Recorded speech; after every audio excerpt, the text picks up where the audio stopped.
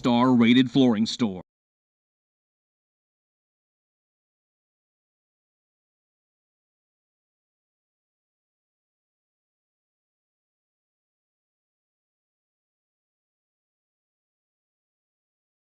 A 5-star rated flooring store. BPS Southeast.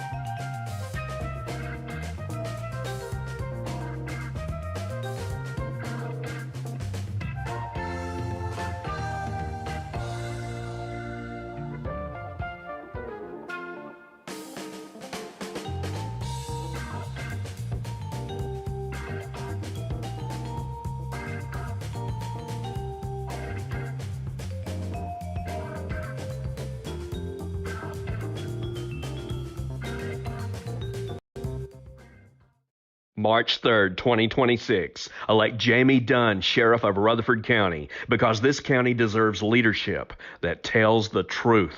He knows that drug numbers, arrests, and real progress don't come from one man. They come from the hard-working deputies risking their lives every day. He's been one of them, and he has always stood with them. As sheriff, his priorities are simple: protect our families, support our deputies, and bring this county honest leadership we can trust. With 24 years of experience, he knows how to get things done. Vote Jamie Dunn, Sheriff. Paid for by the committee to elect Jamie Dunn, Sheriff.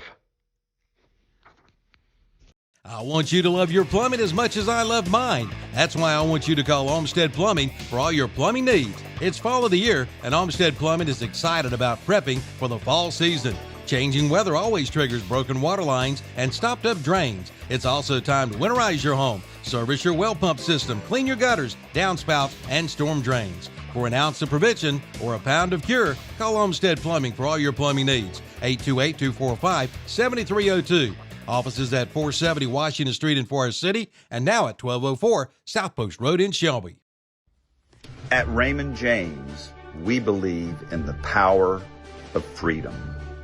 The freedom to invest in your future, to make choices that align with your goals, and to pursue success with confidence. Experience the freedom to invest, the freedom to make choices, and the freedom to pursue your success with our dedicated team. Contact us today. Raymond James, life well planned.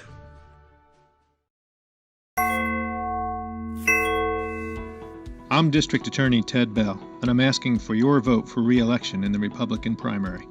One of the areas we particularly focus on is child sexual predators, and we have sent these monsters to prison for the longest sentences in the history of our district.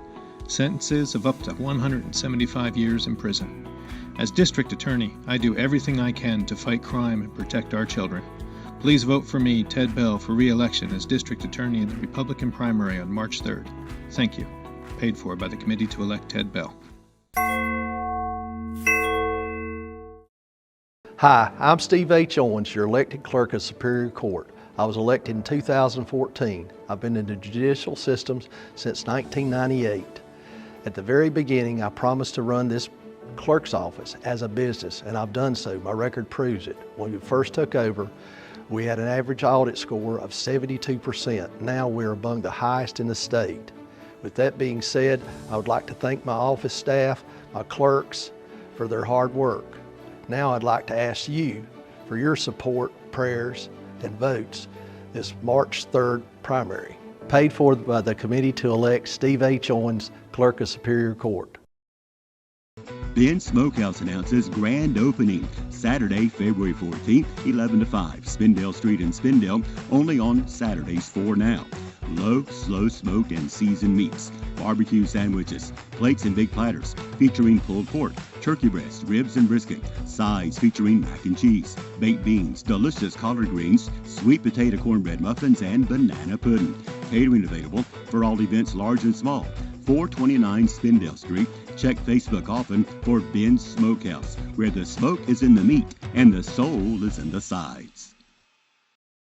A 5-star rated flooring store. BPS Southeast Flooring is in Rutherford. Look through a 5,000 square foot super showroom. It's the largest showroom in the county with hundreds of color options, styles, and products. From top quality waterproof vinyl flooring to waterproof hardwood flooring. All your flooring needs, from value-based products to performance styles. Highway 108 in the old Liberty Press building. BPS Southeast Flooring has something for everyone.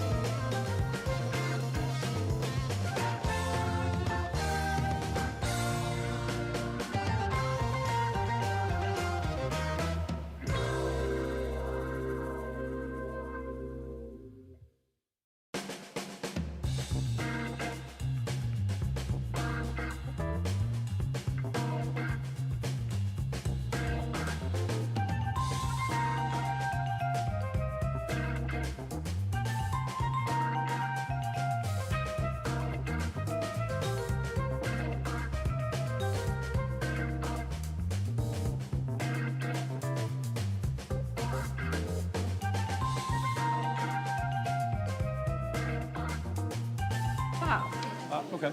5 questions.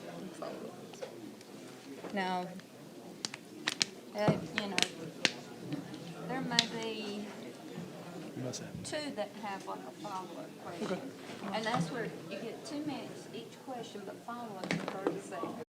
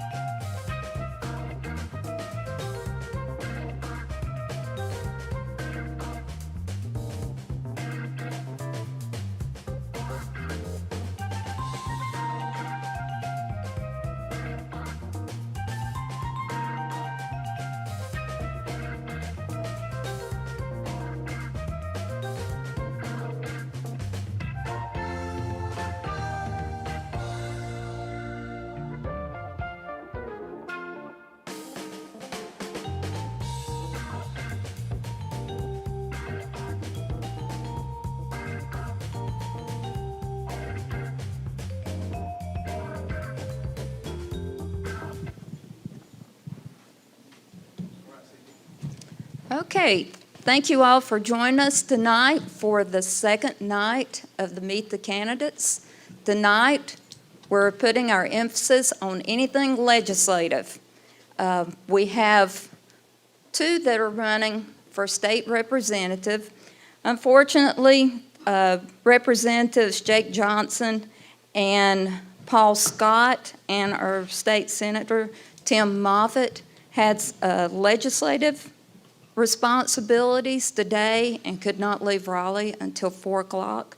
So they were not able to be here, but we appreciate the fact that they communicate with us, and we'll just continue on with the program. But I want to thank our candidates that could be here for coming, and also each of you. And we thank Mother Nature for cooperating with us a little better, because earlier in the week, it wouldn't have been a very good night.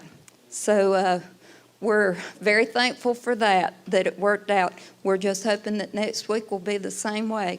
But thank you all for coming, and we'll be getting started shortly. I'm going to break away for a quick commercial break with Waggy. You can watch them later. You can watch it on Waggy's YouTube station, or also the Chamber now has a YouTube channel. We'll be posting it on there.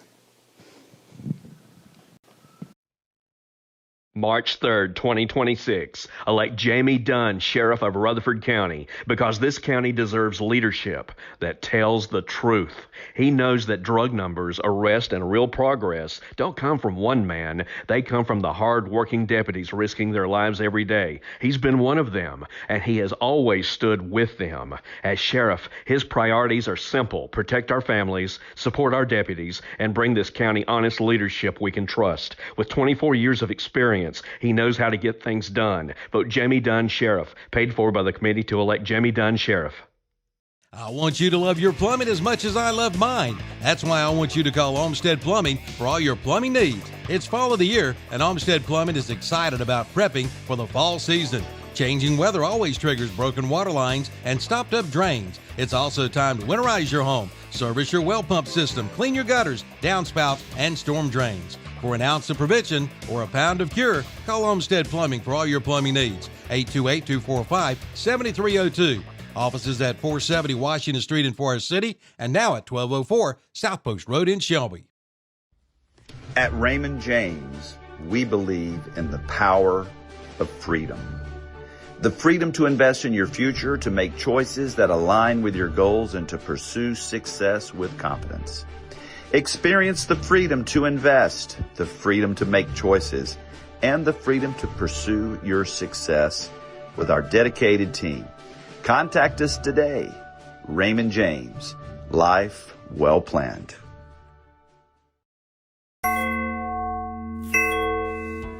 I'm District Attorney Ted Bell, and I'm asking for your vote for re-election in the Republican primary.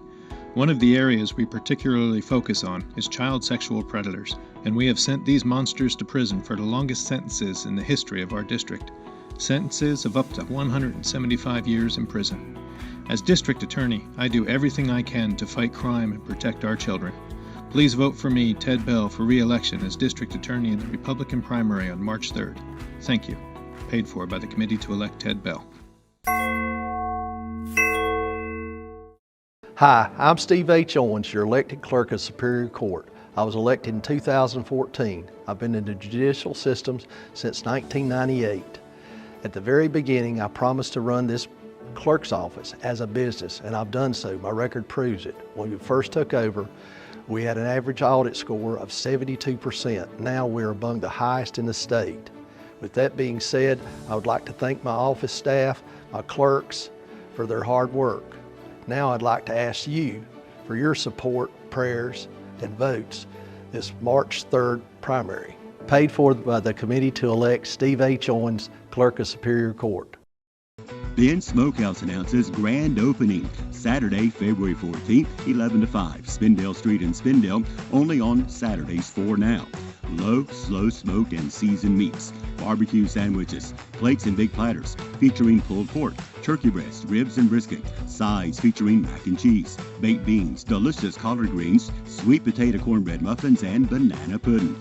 Catering available for all events large and small. 429 Spindale Street. Check Facebook often for Ben's Smokehouse, where the smoke is in the meat and the soul is in the sides. A 5-star rated flooring store. BPS Southeast Flooring is in Rutherford. Look through a 5,000 square foot super showroom. It's the largest showroom in the county with hundreds of color options, styles, and products. From top quality waterproof vinyl flooring to waterproof hardwood flooring. All your flooring needs, from value-based products to performance styles. Highway 108 in the old Liberty Press building. BPS Southeast Flooring has something for everyone.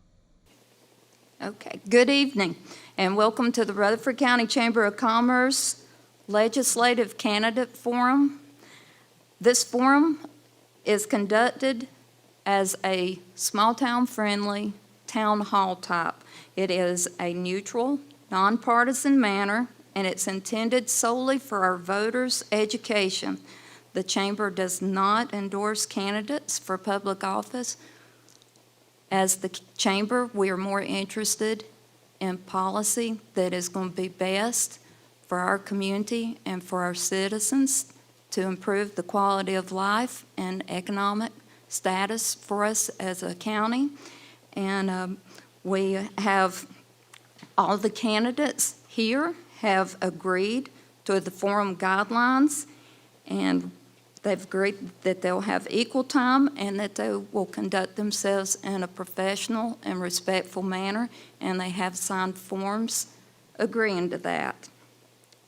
As an audience, I ask that you would hold your applause until appropriate times, but we're not discouraging applause, but do refrain from any verbal reactions during the candidates' responses, and this helps us to ensure that all candidates are heard equally. We'll get started with the State House. And we have two candidates present with us. And then we have Mike Hager, and he's running for the House of Representatives, District 113, and he's the Republican. As I mentioned earlier, our state senator, Tim Moffitt, and our representatives from 111, Paul Scott, and 113, which is Jake Johnson, they couldn't be here due to legislative responsibilities today. We'll start first with Mr. Brown. And the first question for you is, just tell us a little bit about yourself and what seat, as you've already mentioned, the seat that you're running for, and your qualifications for that position. Okay. Well, good evening. How's everyone doing tonight? My name is Doyle Brown. First, I want to say thank you to the Rutherford County Chamber of Commerce for inviting me to this candidate forum. It's my pleasure to be here tonight and to answer any questions that you may have. I'm from Hempstead, New York. I've been privileged to live here in Western North Carolina for the last 15 years. It's one of the best decisions that I've made in my adult life, to move here, to raise my children here in Western North Carolina. And it's a fixture in our family. I bring all of my friends and family here to enjoy all that Western North Carolina has to offer here. We enjoy our summers, winters. We're here year-round. We don't come into town just for the season. We live here. We're a part of this community. Had I not been in this candidate forum tonight, I'd be downstairs here at the Spindale House in Rutherford County coaching my youth basketball team. So shouts out to the Wolfpack and my youth basketball team downstairs practicing. My politics are very simple as I'm running for North Carolina State Senate, District 48, and it's my goal to bring back sensible legislation to North Carolina and to put the people first. Thank you so much. To keep the people first. My campaign is a people-powered, our campaign is a people-powered campaign, whereas affordability is the cornerstone of our campaign. Affordability isn't a hoax, and we want to help the people in our community here in Rutherford County and across District 48. Thank you so much. Thank you, Mr. Brown. Next, we have Mike Hager, who is running for the State House of Representatives, District 113. Mr. Hager, tell us a little bit about you and your qualifications. Thank you. I hate to follow somebody that sounds like they could sing the blues, so. But yeah, most of you know me, Mike Hager. I've been in Rutherford County probably 32 years now. I have a mechanical engineering degree I got from UNC Charlotte. Came here working for Duke Energy, and loved it so much I decided to stay and leave Duke Energy and find something else to do. So once we got in, in 1994, you guys may remember that NAFTA hit, and it really took place here about 1998. And in that, everybody in this room knows what it did for North Carolina. We had folks out of work, we had folks that had to close businesses, and feeling like, I just moved here about 4 years, and I noticed that as the unemployment rate climbed, nobody seemed to care, not outside of Rutherford County anyway. So I got involved in the Republican Party then. I became party chair in 2006, and then when the housing crisis hit, unemployment rate went up to 18.6%. And again, I looked around, and nobody cared about Rutherford County. Not Raleigh, nobody in Raleigh, nobody in Washington. So I decided to run for office then. And as many of you know, I won the seat, the House seat in 2011 and served till 2016. I left as the House Majority Leader, and only left because my dad had a stroke. And I left to take care of those guys, my mom and dad. My dad passed away a couple years ago. My mom's in a good place. We got folks taking care of her. And I see some of the same things here. I see schools that we've had to close. I see property taxes rising. I see, some of our seniors struggling, some of our young people struggling, our small businesses are struggling, and it becomes an affordability issue. And I look around again, and I just don't see that many people that care about Rutherford County. And that's the reason I'm in this race. This is kind of the third time I've looked around, and nobody seems to care. So I'm in it for that. I'm more in it for the affordability issues. I'm in it so our young people can afford to buy a house. Thank you, Mike. Yep. Okay, we'll start the next question for you, Mr. Hager. Are you familiar with the franchise tax? And if so, what is your stance on abolishing the franchise tax on small businesses, those with 500 employees or less? Why or why not? I'll make it real clear. Part of what we do is remove regulation. And government gets in the way of small business. Matter of fact, it's the biggest roadblock we have to small businesses in North Carolina. And I'd say on the federal side also. But any taxes, such as franchise tax, and Cindy, we tried to take that out when I was there. I had a bill to remove the franchise tax. It's not fair. It taxes not uniformly, and it should be taken away. I'm going to make it easier and do a very quick response of saying, if I get involved in this, if I win this seat, then that'll be one of the first 5 bills I run. Okay, thank you. Mr. Brown, same question. Are you familiar with the franchise tax? And if so, what is your stance on abolishing the franchise tax on small businesses, those 500 employees or less? Sure. Thanks for the question. I have a master's degree in business administration from Delaware State University, which makes me the best candidate for this position, whereas education and knowledge base needs to be the base of bringing forth sound solutions and introducing legislation that works best for our businesses here in North Carolina. When it comes to the franchise tax, we need to cut regulation. We need to uniformly empower businesses here in Rutherford County and across the district, whereas they're able to succeed. Overhead expenses are inherent costs that every business is going to incur, but we don't need to make it 10 times as hard to start a business or to thrive within the business culture here in our communities. I'm against the franchise tax, and when I'm sent to rally to represent us here in Rutherford County, I'll be the first to vote against it. Thank you. All right. And Ms. Brown, the next question will be for you also. From our first forum, substance abuse was one of the most frequently raised concerns among residents and among those candidates. As a member of the North Carolina General Assembly, how do you see the state's role in addressing substance abuse in communities like Rutherford County? Sure. Well, this is an issue that's kind of dear to my heart. Substance abuse here, we've had many related fentanyl deaths here in our county. We see the culture of individuals that, frankly, have been forgotten about.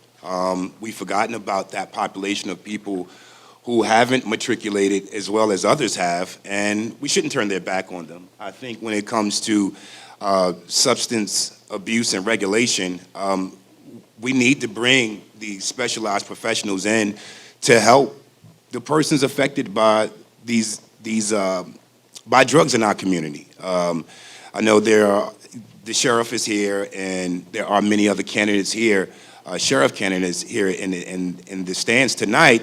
But right outside the Spindale House, within 2 miles of this building, you have many people who are in drug-related areas, where there's not intervention there. So we need the professional social in-service services to work with that community so that we can make a true difference. We don't want anyone left behind.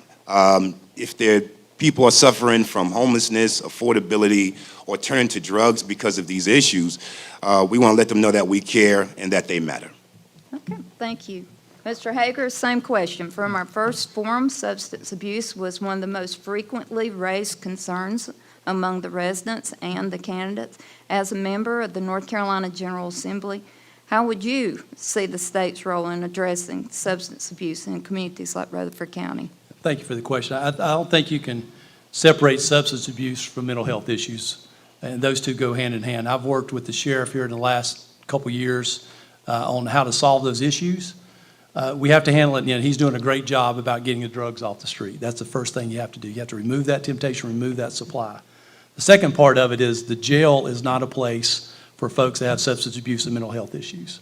The state has to follow through with their promise to open up areas where we can send these people. Right now, the sheriff and I went through the process on how you get someone committed for mental health issues. It takes a year or more to do that. That should not happen. His jail's not made for that, and they're not getting the help they need there. So the state has to do better at funding mental health. In the last 5 or 6 years, they've actually removed money from mental health, not put money in. So we've got to get better of getting Broughton up to date, getting another facility in the eastern part of the state up to date, and have those folks to where in a short amount of time, the sheriff can send those folks to where they get the help they need. Those things are so intertwined, drugs and mental health together. You've got to treat them as the same issue. I think if you solve one, you solve the other one. Okay, thank you. And the next question will be for you too, Mr. Hager. All right. Unemployment was also a commonly raised concern during our first forum and often talked about among our county government. With Rutherford County's unemployment rate, it is higher than both Western North Carolina and state averages and has consistently been higher. As a member of the North Carolina General Assembly, how can a state policy possibly help address the workforce and employment challenges in rural communities like our county? Thank you again for that question. Commissioner Houck and I have talked about this for hours at some point, and we're trying to figure out how Rutherford County has continued to have some of the highest unemployment in North Carolina. And part of that is because we haven't been innovative on the state and we haven't been innovative locally either. The state has to get better at funding low-wealth counties, giving them the opportunity to create business parks and the ability to create shell buildings, which is what Commissioner Houck and I see on into North. Take Cleveland County, for instance, on some of the other counties do these things. They're very successful at it. So we have to get the funding to get us started. Once you get it started, it's like a fire. It gets lit and it keeps on going, but you've got to have a start point. So the state has to step up and fund these Tier 1 counties and help them get those started. Okay, thank you. Mr. Brown, I'll ask you the same. What are your thoughts? The unemployment rate is a very common concern, and as we stated, it is here in Rutherford County among the highest in our state, and it is higher than all of our western North Carolina neighbors. As a member of the North Carolina General Assembly, how do you see state policy helping to address workforce and employment challenges in rural counties like ours? Sure. Thank you so much for the question. It's a very important question, and it's no conundrum. This comes back to effective leadership. When you have leaders who are not interested in making a positive change or effect on our local economies, then you're going to have Tier 1, Tier 2 high unemployment rates in the area. There was a time when BMW, this may have been a time when past Representative Hager was in office, where BMW wanted to move into Rutherford County. That would have solved a large portion of our economic issues here in Western North Carolina. But what they did was they put corporate interests ahead of your interests, and where we need to be concerned with our friends and neighbors here in Western North Carolina, across Rutherford County, Polk County, and Henderson counties, we need to put the people first. Where this small swath, which is the gateway to Western North Carolina, the foothills here, we should be dictating and running what happens in Western North Carolina. You can't make it to the rest of Western North Carolina without coming through Rutherford County first. So I want to put the emphasis on bringing legislation to the General Assembly that puts the people first. Affordability is an issue. We need a robust public transportation system here in Western North Carolina. When I'm elected to represent us here, our friends and neighbors here, and when you have a representative that's going to put the people first, you will get positive change and you will see a reduction in unemployment in Western North Carolina. Thank you. Okay, Mr. Hager and Mr. Brown, let you both listen to this as I lead into the question.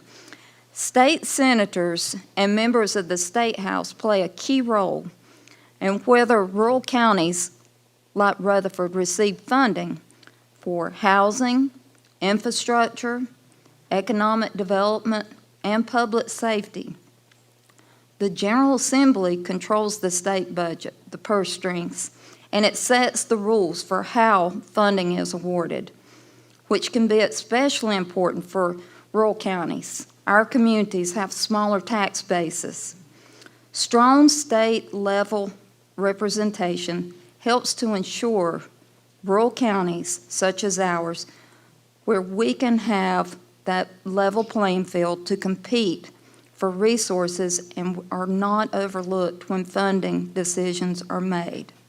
Here's the question, and I will start with you, Mr. Brown.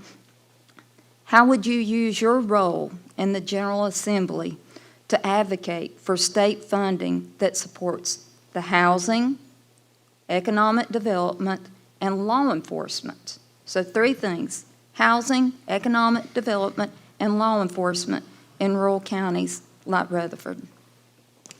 That's a great question. I think we are now approaching day 220-something where North Carolina does not have a budget. And why doesn't North Carolina have a budget in place? Why are children and teachers without the funds necessary to keep schools open in our district and in our county? Why is there a housing shortage where affordability is an issue and the young population just do not believe that they can even, that they will ever be able to afford a home or live in the neighborhoods they grew up in? What we need to do is take the politics from in front of the people's interests. We don't have a budget because Phil Berger and Republicans in the General Assembly, leadership, I don't mean to say Republicans, I'll say leadership in the General Assembly, they're playing politics with the purse. They're not putting the interests of the people first. And we're seeing the same get 'em gotcha game where while Jake Johnson and Tim Moffitt aren't present here today for legislative reasons, they should have been gathered leadership together to enforce passing a budget for North Carolina and for Western North Carolinians and for Rutherford County. We just need to take the politics out of the purse. I think if we take the politics out of the purse and we put the interests of the people first, we can introduce legislation that actually addresses those issues. But with failed leadership and our General Assembly taking direction from Washington, Rutherford County, in the interest of the people here is not a big interest or concern. Okay. A follow-up to that. What specific funding priority would you push for first and why? Well, housing is a big issue here, and rural funding for our rural communities is a very big issue. That impacts the quality of life here in our community. For every dollar that's invested in education, or for every homeowner that buys a home in our community, it improves housing values for all of us here. There's a lot of inventory on the market where we have dilapidated properties. I'm sorry. So just to be clear, and so the audience is clear, Sure. You would want to push for funding for housing? I would want to push for funding for all three issues. I would want to equally address all three concerns. Okay. Mr. Hager, same question. Yeah, You heard the yeah, lead-in. yeah. How would you use your role in the General Assembly to advocate for state funding that supports housing, economic development, and law enforcement in rural counties like Rutherford? I'm going to tell you it's not just state funding, it's what we do on the local level also. So I'm going to go over the priorities and the issues that I'm going to push as soon as I get into the General Assembly. The first one is no senior should have to rent their house from the government. I'm advocating for 100% homestead exemption on seniors that have under $40,000 income, yearly income. My opponent is against that. I want to reduce electricity costs. How many of you in here probably have electricity costs gone up 30% in the last 4 years? That was because House Bill 951, which my opponent voted for and supported, had green energy mandates in it, and they closed power plants. I'll go for a 25-year retirement for law enforcement. I think that the folks that work in our jails and our prisons and the ones on the road don't need to work for 30 years. They're wore out by then. I've talked to a lot of them. Sheriff and I have talked to them. We've been in the jails here. One thing I'd also do is a state-funded teacher stipend for Tier 1 and 2 counties that's up and above what they're getting now, and levelizes out them with Tier 3 counties. Some of the more counties, for instance, Chapel Hill gives $10,000 a year for the stipend for their teachers. We give about $2,000 or $2,500. We want to make that up.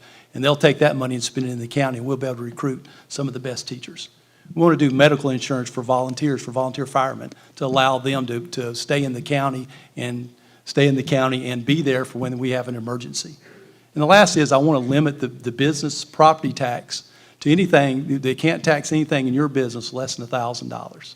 So all these things together, and working with sheriff and working to get a new jail, funding our new court system, and doing those things in economic development, funding involvement through Golden Leaf will help everything in here. But doing all the issues, the 6 issues I just talked about, is the first 6 bills, counting the one on franchise tax, to be the first 7 bills that I'll work on. Okay, and the follow-up for you also, Mr. Hager, what specific funding priority would you push for first, and why? Thank you. I would push for the state-funded teacher stipend, to raise the stipend up in Tier 1 and Tier 2 counties for teachers, because then when teacher leaves, we can go recruit some of the best teachers in the state. Our education system holds the key to our economic system also. And then I would fund more money through Tier 1 counties through Golden Leaf. Okay, thank you. And I was going to ask if I could add something to that. sure, I was actually going to let you have a close. Before we fund any specific initiative, we have to. Oh, I'm sorry. Sorry You about that. had to reset the time. Excuse Okay, us. no problem, no problem. All right. All right, thank you. Before we fund any specific initiative, we have to fund a budget for North Carolina. I don't know if you all understand how critical it is. This affects traffic here on 64 in Rutherford County, where we still don't know when this bridge is going to open back up. We still don't know the true impacts of the financial impact that it's having on our community. Commerce is not reaching far reaches of Western North Carolina because of the closure of this bridge. You know, we need to fund North Carolina in its entirety. We need to fund the budget. We need to put our children first. We need to put our teachers first. We need to put law enforcement in. We need to place a priority on law enforcement. You know, often it's thought that liberals don't place a high importance on law enforcement, but we do. You know, but what we have to do first is fund the budget and take the politics out of Raleigh.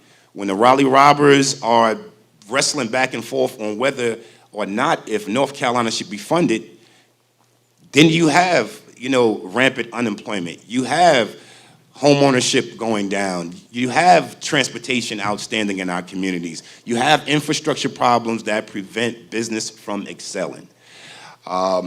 In closing, our campaign is just starting. While we don't have a primary contest, while I don't have a primary contest like Mr. Hager does here, my interest and my focus is solely on North Carolina. You know, it's not about what's going on in Washington. It's not about what's going on in Valenzuela. It's not about all these other different things. My interests and my politics are solely focused on improving life here in District 48. Thank you so much.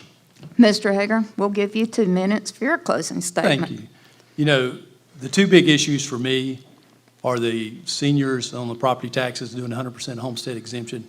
You know, folks that have paid for their house for 30 years, probably lived in their house for 50 years, and make, you know, less than $40,000 annually should not have to worry about losing their house. Number 1 bill right there for me, number 1. Number 2 is to repeal House Bill 951 on electricity costs. We now have green energy mandates on North Carolina by 2050, carbon neutral mandates that are causing the power bills to increase. They've increased since 2021, 27.6%. You can look it up yourself. It's easy to find the numbers. There's no sense we should have green energy mandates in North Carolina and increase energy prices by 30%. That was a bill that my opponent voted for and supported.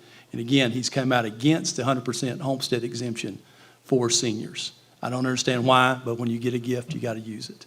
So those are the 2 biggest issues for me. And then I see law enforcement that have just wore out after 20, 25 years of dealing with some of these issues that we have. We've got to get those guys some reprieve in a 25-year retirement. So it's an affordability issue to me. Can we afford to continue to live in Rutherford County or in North Carolina in general? Can our seniors afford to get their medicine or buy their groceries and pay their house payment, maybe if they've got one, and pay their taxes? And can they afford to pay their electricity bills? The folks in Raleigh, again, don't seem to care anymore. And that's kind of what I got in this business for to start with. So thank you guys for being here, and I appreciate it, and hopefully everybody will go vote. Thank you very much. This wraps up our first part of those running for the state level positions, I'd like to thank both of you for attending. And hopefully everyone feels like they've learned a little more about you and the platform that you hold. We'll be going to a commercial break. During that time, I will be asking Thank you, for everyone. those running for County Commissioner District 1, if you'll come up during the commercial break.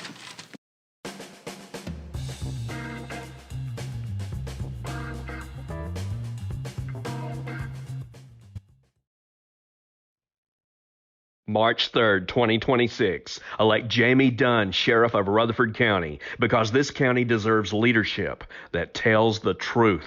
He knows that drug numbers, arrests, and real progress don't come from one man. They come from the hard-working deputies risking their lives every day. He's been one of them, and he has always stood with them. As sheriff, his priorities are simple: protect our families, support our deputies, and bring this county honest leadership we can trust. With 24 years of experience, he knows how to get things done. Vote Jamie Dunn Sheriff, paid for by the committee to elect Jamie Dunn Sheriff. I want you to love your plumbing as much as I love mine. That's why I want you to call Olmsted Plumbing for all your plumbing needs. It's fall of the year, and Olmsted Plumbing is excited about prepping for the fall season. Changing weather always triggers broken water lines and stopped up drains. It's also time to winterize your home, service your well pump system, clean your gutters, downspouts, and storm drains. For an ounce of prevention or a pound of cure, call Olmsted Plumbing for all your plumbing needs. 828-245-7302. Offices at 470 Washington Street in Forest City and now at 1204 South Post Road in Shelby. At Raymond James, we believe in the power of freedom. The freedom to invest in your future, to make choices that align with your goals, and to pursue success with confidence. Experience the freedom to invest, the freedom to make choices, and the freedom to pursue your success with our dedicated team. Contact us today. Raymond James, life well planned.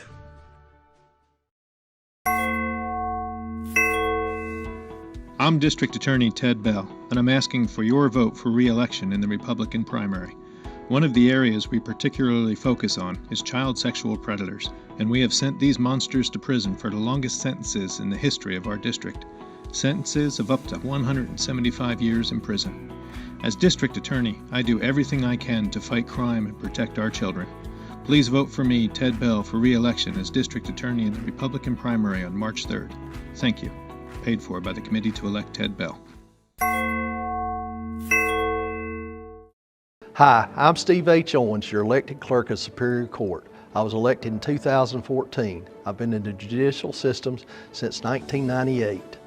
At the very beginning, I promised to run this clerk's office as a business, and I've done so. My record proves it. When we first took over, we had an average audit score of 72%. Now we're among the highest in the state.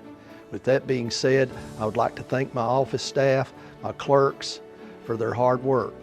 Now I'd like to ask you for your support, prayers, and votes this March 3rd primary, paid for by the committee to elect Steve H. Owens, Clerk of Superior Court. Ben Smokehouse announces grand opening Saturday, February 14th, 11 to 5, Spindale Street in Spindale, only on Saturdays 4 now. Low, slow smoked and seasoned meats, barbecue sandwiches, plates and big platters featuring pulled pork, turkey breast, ribs and brisket, sides featuring mac and cheese, baked beans, delicious collard greens, sweet potato cornbread muffins, and banana pudding. Catering available for all events large and small. 429 Spindale Street. Check Facebook often for Ben's Smokehouse, where the smoke is in the meat and the soul is in the sides. A 5-star rated flooring store. BPS Southeast Flooring is in Rutherford. Look through a 5,000 square foot super showroom. It's the largest showroom in the county with hundreds of color options, styles, and products. From top quality waterproof vinyl flooring to waterproof hardwood flooring. All your flooring needs, from value-based products to performance styles. Highway 108 in the old Liberty Press building. BPS Southeast Flooring has something for everyone.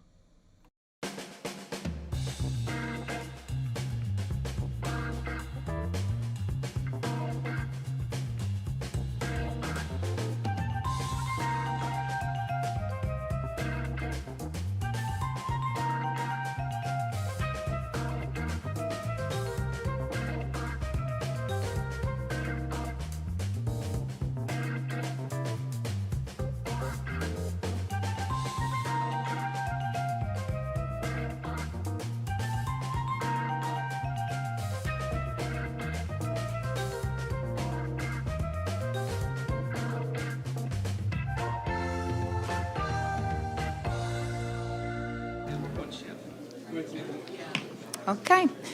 Well, welcome back. This will start the part of our forum that focuses on our county commissioner candidates. Seated with me now are the candidates for District 1. Starting just to my right, I'll allow you to introduce yourselves as you go down. And you have 2 minutes to tell your name, what your qualifications are, and the seat, about what you know about being a county commissioner, why you would like to be a county commissioner. Thank you. My name is Alan Harden. Been a lifelong resident of Rutherford County, other than the time I spent in the Army in Germany. I was born and raised here, raised my family here. I retired 2 years ago from the sheriff's office after 25 years. I've worked for the hospital part-time in the behavioral health and the ER for 10 years. I currently work for Apex Security, assigned to helping with Helene recovery in Chimney Rock and also providing security at DSS. I've run a small farm, muscadines and blackberries. I'm trying to get it up and running. And I just feel, as far as county commissioner goes, I feel like that I have a different perspective. I'm not the most educated person up here, and there's a lot of good men up here running. I'm not claiming to be the smartest man up here, but with my work with the building inspectors and the schools filling in as SROs and working all the different entities over the last 25 years, I feel I have a different perspective. I feel a lot of people are elected to office and they look at things from the bottom down. I feel with my experience, I can look at things from the bottom up. Thank you. Thank you. Next, we have... My name's Brian Thompson. I'm a lifelong resident of Rutherford County, born and raised here, a business owner in the county. As far as any experience to do this, I have none. I'm just like you people most of you people sitting out here in the audience or listening on the radio. The only reason I'm running for county commissioner is because I'm tired of politics, tired of politicians. And I think the county needs to be more transparent about where we go with our money, what we do with our money, and I think it ought to be your decision of what we do with your hard-earned money. Like me, a small-town business owner, I'm so tired of seeing our money wasted on places that it shouldn't go. I want to do better. I want to be more transparent with the people of Rutherford County. Get out there. See what needs to be done. Get your voice, your opinion. What needs to be done in it? What would you like to see in our county? So as far as any kind of education, I don't have none to do this. I'm not a politician. I'm just a resident of Rutherford County that wants to see change and see better. But I've lived here all my life. I've got a small business that I own. My family was raised here. My dad had a small business here. So it's good to be sitting here. It's just not a politician. Thank you. Thank you. And next? Sorry, Clark. It's okay. I'm Clark Poole, and I want to apply to you to be one of your county commissioners. What kind of resume do I have? For 20-something years, I was with a large automobile association as the general manager. I remember very quick. I never said anything in 2 minutes, but anyway, when he told me I was going to become general manager, he said, Clark, the secret to success is surrounding yourself with people that are smarter than you. He went to the door after our conversation, turned around and grinned and said, in your case, it won't be a problem. So, for 18 years, I had a staff of 65 people who made our business. We became a team. We had A personalities and B personalities. And I became the conductor of the symphony. I didn't know anything about service or parts. Secondly, when we moved down here, I think they were also the director of the chamber. So I said, I'll apply, because my wife told me she was going to get a divorce if I didn't get a job. Anyway, they hired me, and I told them that I would work for 2 years. 11 years later, I quit. Well, I told them I'd please everybody, half when I came and half when I left. I ain't going to tell you which table was the fullest when we had the retirement party. I would like very much to be a part of a team of commissioners of people, men and women, who form a team to help the larger team of our community. My economic principle is this: we have got to get off of Tier 1, and we cannot depend on the state to do it. Let's pack our suitcase and go out and sell Rutherford County to these kinds of industries that will be conducive for us. We have a $50 million. Thank you, Clark. I'm sorry, your right. time's running. Oh, I'm sorry, 5 seconds. What? You have 5 seconds, I'm sorry. I got 5 seconds. Follow me on Facebook, and I'll expand on what I've said. Thank you. Sorry about the interruption.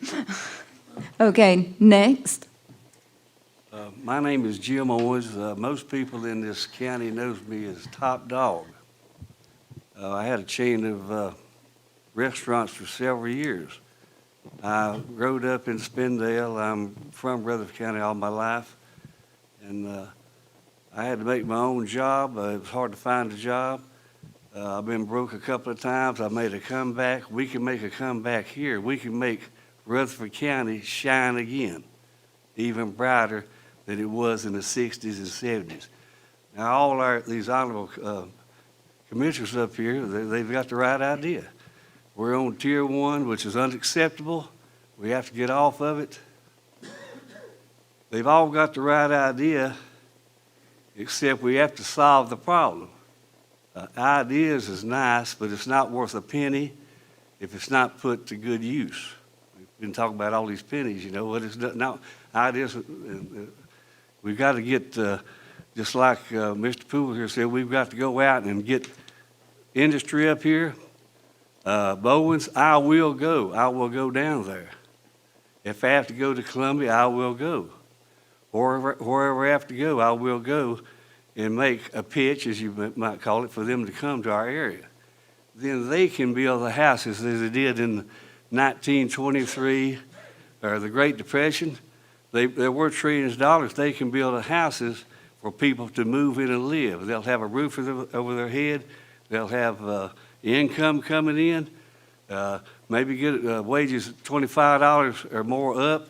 People have money in their pockets. They can be buying their house. The only way we're going to get out of this whole predicament we're in is jobs. That's the biggest issue. And I think I know how to do it. And Okay, thank you so much. I'm sorry, your time ran out. Next. All right. Hi, my name is Anthony Morrow. I am also from Rutherford County. I actually grew up in my teen years. I would have been homeless. We'll get to that issue, I'm sure, but for DSS. So I'll start with, I was in DSS custody and care for my life as a teen. I went into the military, and I learned leadership right at 17 because that was the responsibility they put on you. I was in E6 in 4.5 years, and for my military folks out there, you probably know that's not an easy task. So I was a very young man with a lot of responsibilities on my shoulder, and I got that because I was able to handle it. I held other people accountable. I was the young man who, every office I worked at, the person was older than me. I'm 21 years old, and a typical E6 is 38 years old, for example. So I'm very young in a different position. I get out, I go to school to be an attorney. I go to then be a prosecutor in Chicago. Right out of court, day one, in a courtroom, trying cases, seeing what the problems are, dealing with child abuse. Dealing with child abuse to where the child has had a hand bound and loses a finger from it, and nothing gets done criminally because that's how much crime we have. So I know about child abuse, I know about DSS. I go from there to California, and I work as a defense attorney, essentially representing people trying to traffic 40 kilos of drugs in. Not 40 grams, not 10 grams we see around here. They're putting it in a gas tank. I know their methods, I know law enforcement's tactics, I know what worked, I know what didn't work. I know it didn't work because my clients were doing it and getting away with it. From there, I come to North Carolina, and I'm a DSS attorney, so I'm in the scenes with DSS. I've literally been out to homes where they've removed children from their parents.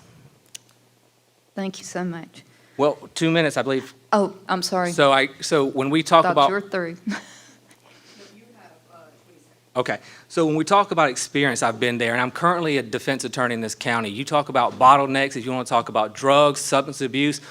I've had voicemails from clients that were not in court because they passed away overnight because of drug use. And we want to talk about a new jail. Maybe we should talk about a new detox. I'm going to ask those types of questions, and those are my qualifications, is holding people accountable. Thank you. I'm sorry, I just thought you had finished. No, Okay. thank you. All right. Now we'll lead into the next question, and we will start with Brian Thompson. Mr. Thompson, if you could bring one project to the county, what would it be, and how would it be funded? Good question. One project, only one project. Well, there's a lot that needs to be done in this county, but if I had to say I would want to bring one project into this county, it would be something for our kids to do, for us to do. We have nothing. Matter of fact, the bowling alley's just closing. Now we have absolutely anything for our kids to grow up and do. So, you know, as a county commissioner, I think it's our job to go out and seek this stuff.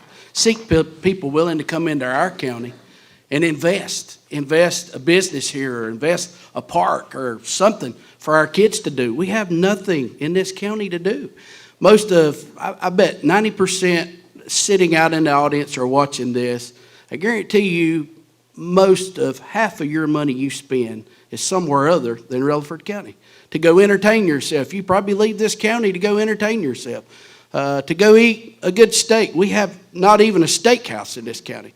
We got a lot of great restaurants in this county that serve steaks, but so if that one project that I would bring, it would definitely be something for our kids to do in this county. Okay, thank you. Mr. Poole, if you could bring one project to the county, what would it be, and how would it be funded? The one project that I would bring to this county is a patchwork quilt. There are pieces of cloth that are scraps. And my grandmother pieced them together, sewed them together, and made a wonderful quilt that kept me warm in her cold bedroom growing up as a kid. And what I would do with that project is listen to every department in our community and every citizen in our community to say we can. The project that we need in Rutherford County is to start believing in ourselves instead of singing hee-haw, gloom, despair, and agony on me. We're worth a whole lot, not just in money, but in spirit. Remember Helene. Remember all the meals that were cooked for free, all the homes that were opened up for housing, all the ways that we did something as a community, and our project would be, we are a team.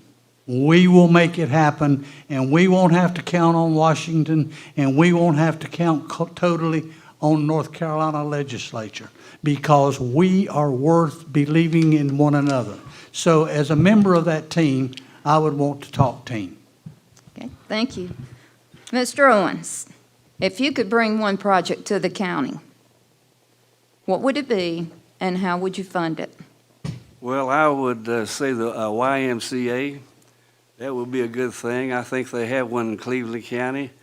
I could say other things too. I'd probably want to do two things. I would, the YMCA would be a good thing, but housing is very important. It'd be funding on a state level.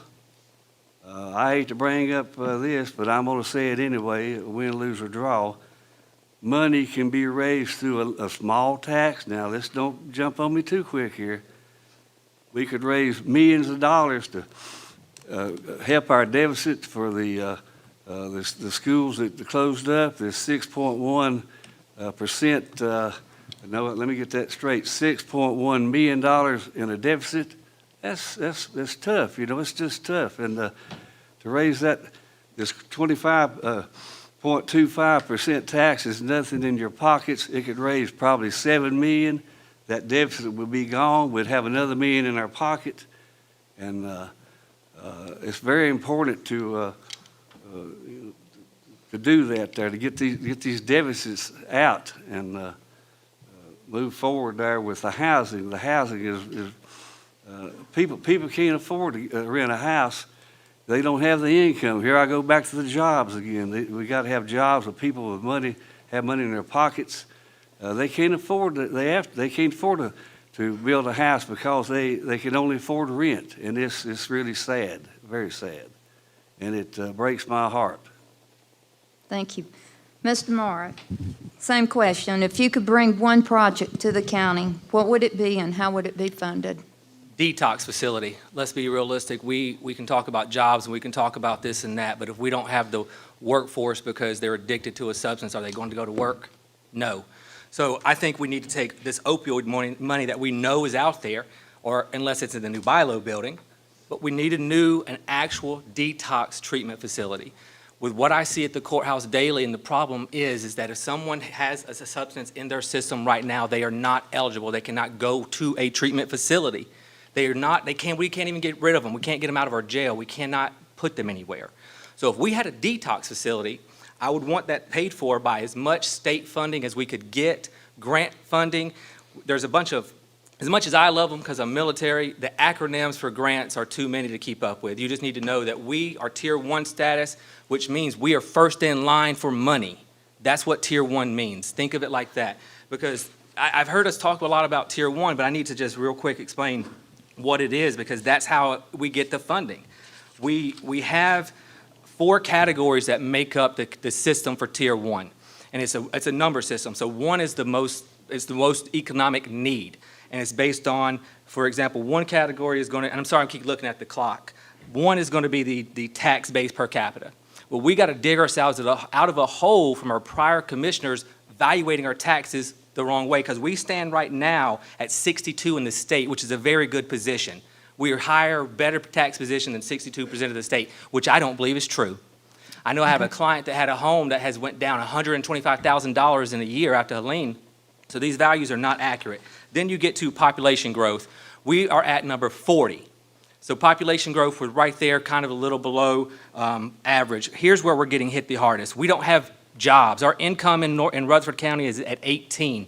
So that means that we are at the bottom. We are at 18 out of 100 counties for pay. We don't have paying jobs in this county. Thank you. Okay. And Mr. Harden, if you could bring one project to Rutherford County, what would it be and how would you fund it? Well, the number one priority for me would be to find out why businesses are passing up Rutherford County and going to other counties. But that falls into what Mr. Morrow said. We need a detox. I've worked in the sheriff's office, I've worked in the hospital, and the system's broken. And that's part of the reason that we can't have the workforces, because they're addicted. I agree with you.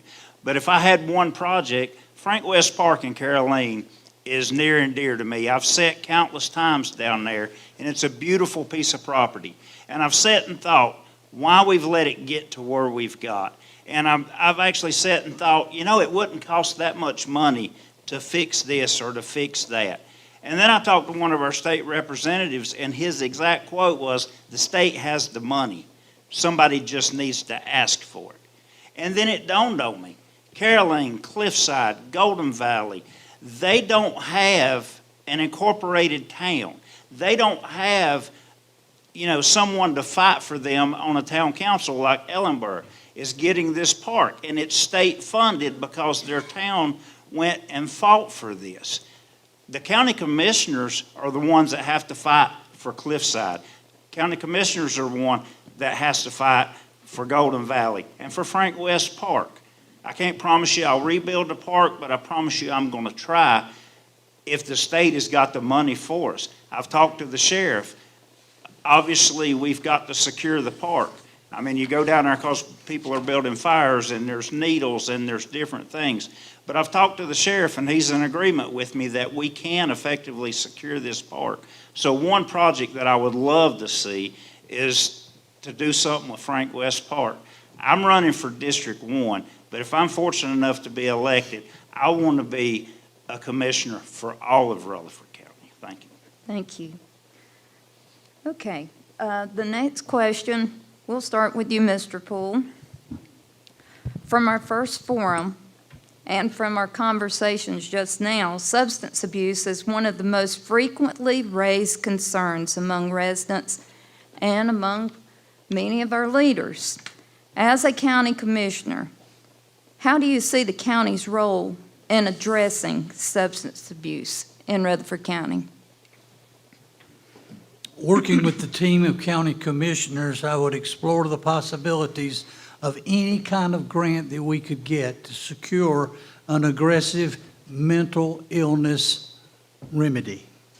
Because putting Band-Aids on this problem will let us continue to have the problem. It is a great problem that our law enforcement patrols the thermal rail trail and they become custodians, picking up the used needles and the other kinds of things. They're doing a fantastic job, but they're overworked. And we're charging them with the responsibility of putting Band-Aids on the system. So what I would want to do as one of the team members of the county commissioners is to seek first to understand so we could be understood, and not use words, but have action, and have a plan that would help us get this problem under control. Okay, and as a follow-up to that, and you have 30 seconds to answer this, what strategies, partnerships, or collaborative efforts would you support to help address this issue? Whomever would be willing to give us information that would help us. The Sheriff's Department, DSS, some nonprofit groups that are very interested in what's taking place, to give the commissioners that kind of information that will help them approach and directly remedy the root cause of drug abuse. Okay, thank you.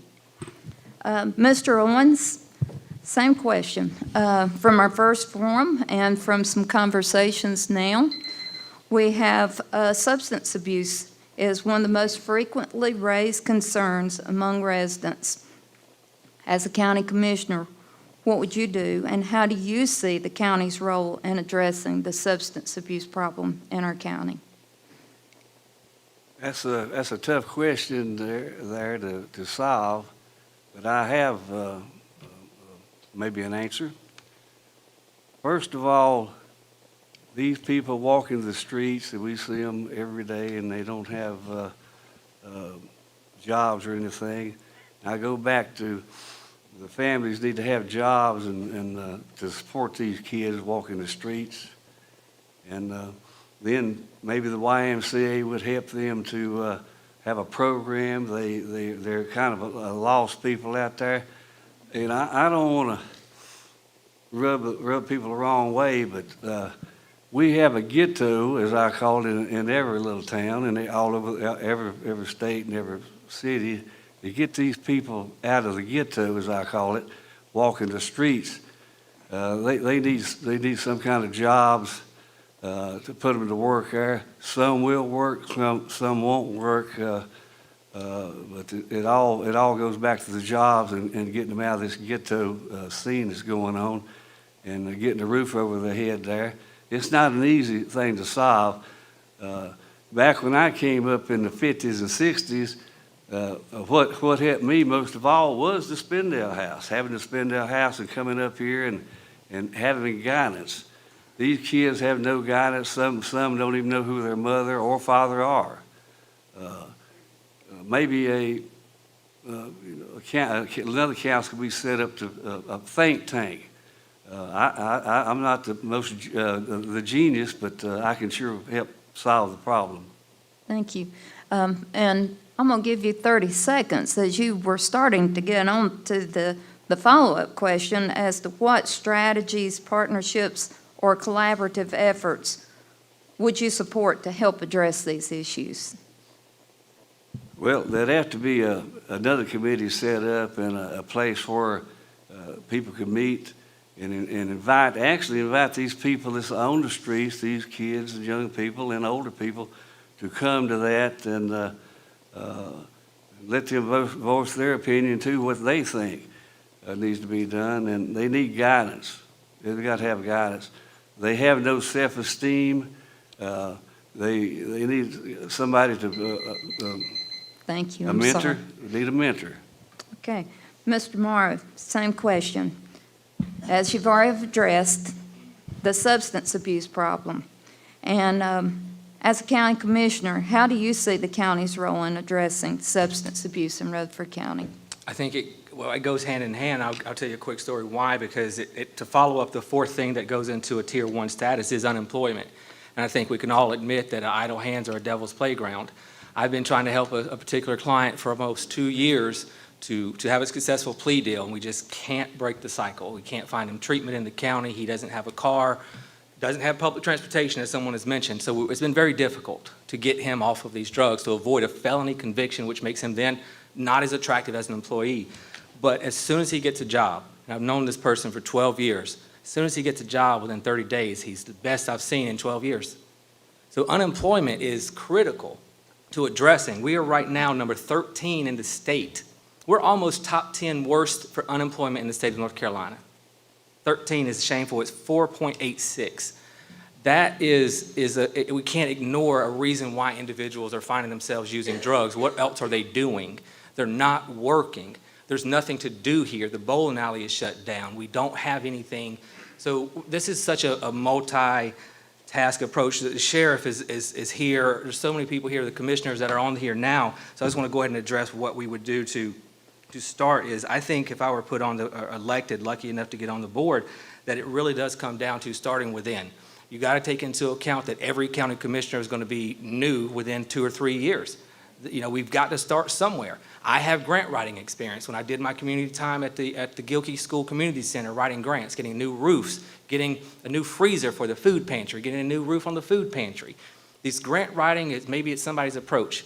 You can obviously tell I'm probably a lot different approaching anything than anyone else in this room on the table anyways. So maybe you want Anthony, Commissioner Morrow, to go and get something. Maybe you want to send Morrow to go and say, where's our money for this grant money? Why are we not Tier 1 status and it being heard? So I think that working within...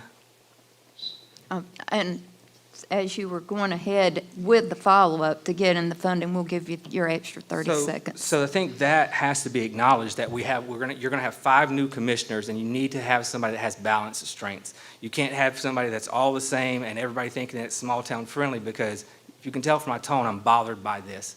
I'm bothered by the fact that we think that we can be friends. The judicial system is adversary. The sheriff and I talk about his guys all the time because I have to win cases. I point out flaws. We don't have a perfect relationship. But I know that I can go to Aaron, I can tell him, hey, this is an issue maybe you can look into, and trust him. Thank you. Mr. Harden, as we've been talking about the substance abuse problem, and as a county commissioner, if you're elected, how do you see the county's role in addressing the substance abuse in Rutherford County? Well, as I said earlier, the system's broke, and I've seen it firsthand. I mean, I've been at the hospital, and I've had people begging, I want to go to rehab, I want to go to rehab. And the system's like, best we can do is 6 weeks. A lot can happen to somebody in 6 weeks. You know, probably, and I don't know the percentages, but I'd say 90% of the ones that go to rehab, it don't stick the first time. So you add this time frame on, and what are the chances then that it's going to stick?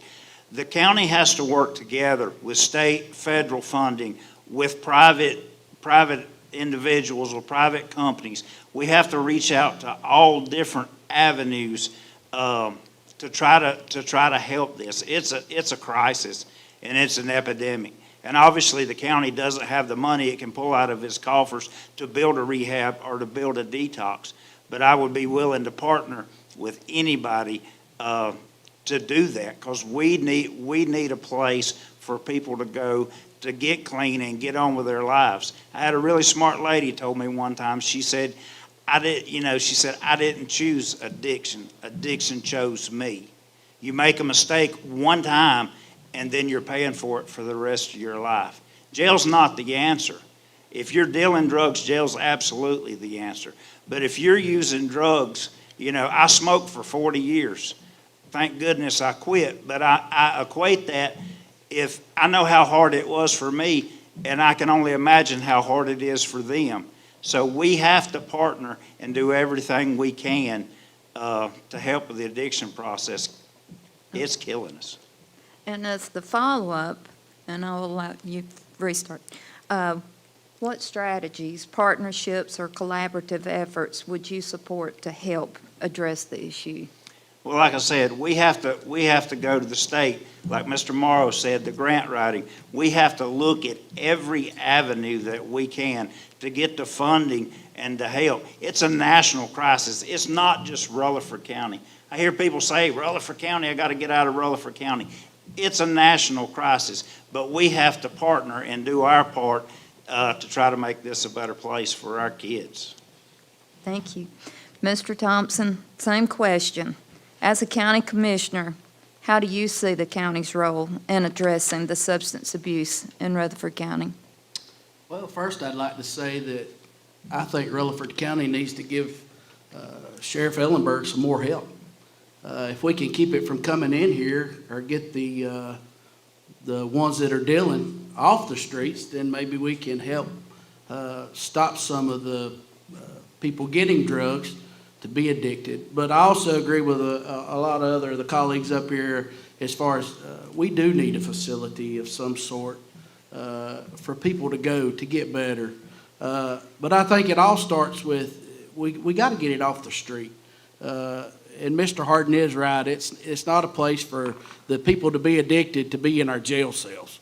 Our hospital, I hate to say about our hospital, but there's a lot of people in this county do not like our hospital, don't want to go to our hospital. I wish that we could do something about our hospital to where there was more help on that issue.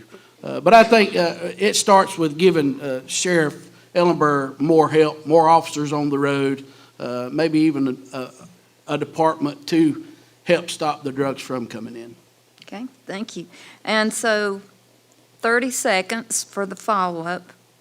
What strategies, partnerships, or collaborative efforts would you support to help address it? Well, I think they've all kind of set it up here. We've got to go to our state level. We've got to go to the federal level to ask for that fund and to ask for money to help. There's nothing wrong with asking for money to help.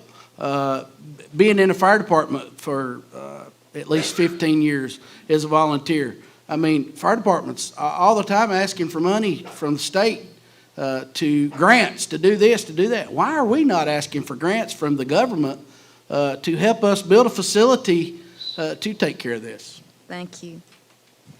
Okay, we'll move on to our next question. And we will start with Mr. Owens. Mr. Owens. Yes, ma'am. As we've already addressed it somewhat, unemployment is a commonly raised concern, both tonight and during our first forum. With the unemployment in Rutherford County being higher in both western North Carolina and the state averages, as a county commissioner, how do you see the county's role in addressing workforce and employment challenges?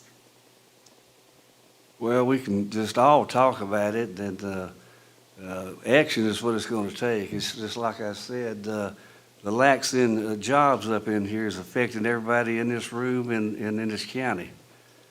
And I would go to Spartanburg, the BMW, the different places down there. They're all going down on that corridor right down there. Now this bypass is going to help us. We're located in one of the best locations in North Carolina, South Carolina. We're a diamond right here we're a diamond right here. It's just needs a little help pushing it to get it going. And get one big plant up here. We've got to have water up here. We've got to have water and a little tax cut to get them up here. We can't push them away. We got to get them in here. And after that, things will begin to improve. Without jobs and money in people's pockets to pay their rent, it's just like going to Food Line the other day. Here was a lady standing there, and she had a little girl in her arms about 3 years old. And then she had her son standing right beside her, and then another kid, the kind of stair steps, as you would say. Well, just think about it. In 20 years, 15, 20 years, they're going to be looking for a job. They're going to be looking for a job. Otherwise, they'll have to leave this county. I'm sorry, you have 30 seconds. So that's the answer, is jobs, jobs, jobs. Okay, Mr. Morrow, you've touched on it somewhat. Unemployment.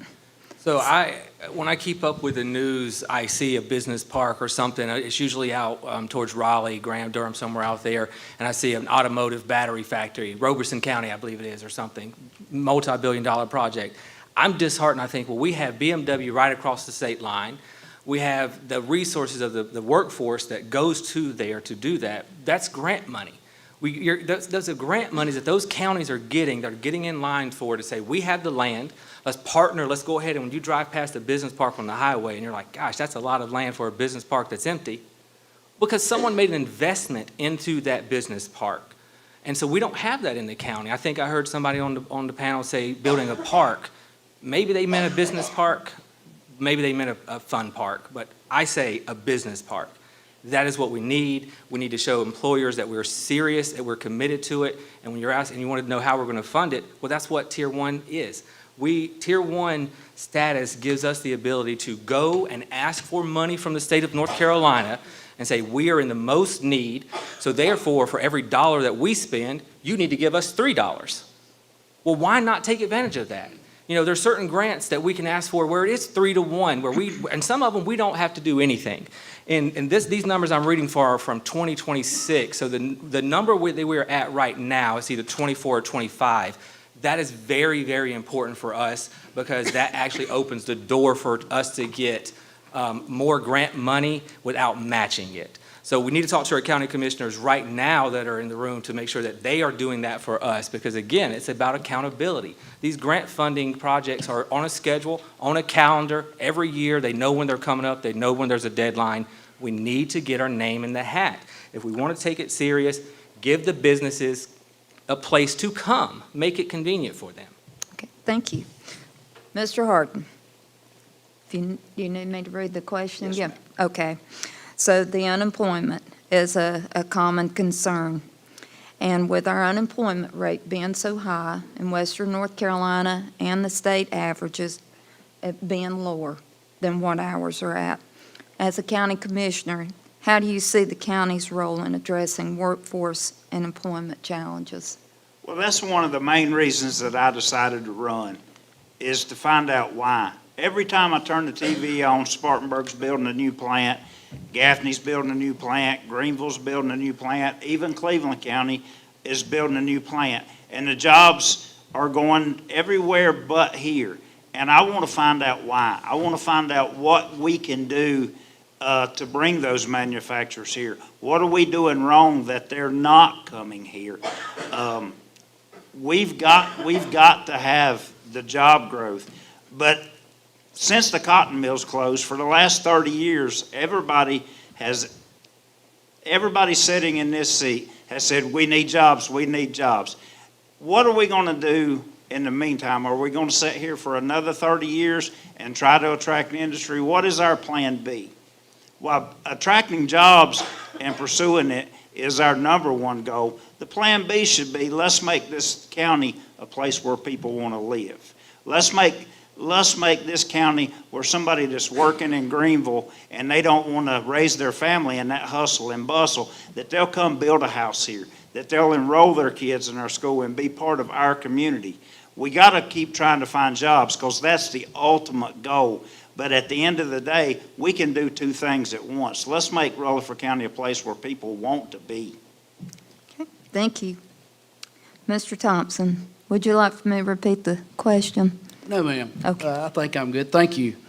I agree a lot with what everybody says, but I think it starts with our county's been going downhill for a long time. And I know a lot of people in the county know that we've had several opportunities to have some very big companies and very big businesses in this county that got turned away. And I'm like Mr. Harden, I would like to know why. But that is the thing. You bring more businesses into Rutherford County, that brings more revenue. Taxes is probably never going away. But you could come down on taxes to get more businesses in here to have more revenue. Then you can lower the taxes on other people because you got more money coming in as businesses come in. Why can't we have these big businesses like this? We shouldn't want to turn them away. We should want to bring businesses in here. I agree with Mr. Harden about we want to let people. We're not a retirement community. And the way it's been going the last few years, that's what it seems our panel, not all, but most of our commissioners that's on the board now, it seems that that's what they want. They don't want things to change. Well, I'm sorry. I was talking to someone the other day. You come down Main Street. I remember as a kid riding in my dad's 69 Chevelle coming down Main Street in Rutherford. You might pass 2 cars, but you never had a problem finding a parking place. You go downtown today, and you're stuck in traffic for 30 minutes trying to get through the red lights there. We're growing. The county is growing in numbers of people, but we're not growing with it. So I believe in growing.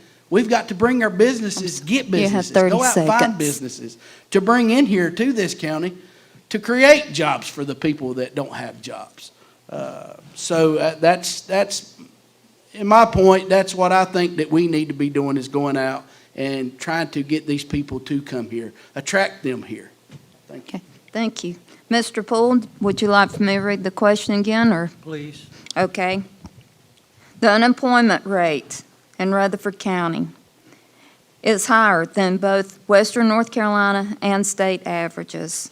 If you're elected as a county commissioner, how do you see the county's role in addressing workforce and employment challenges?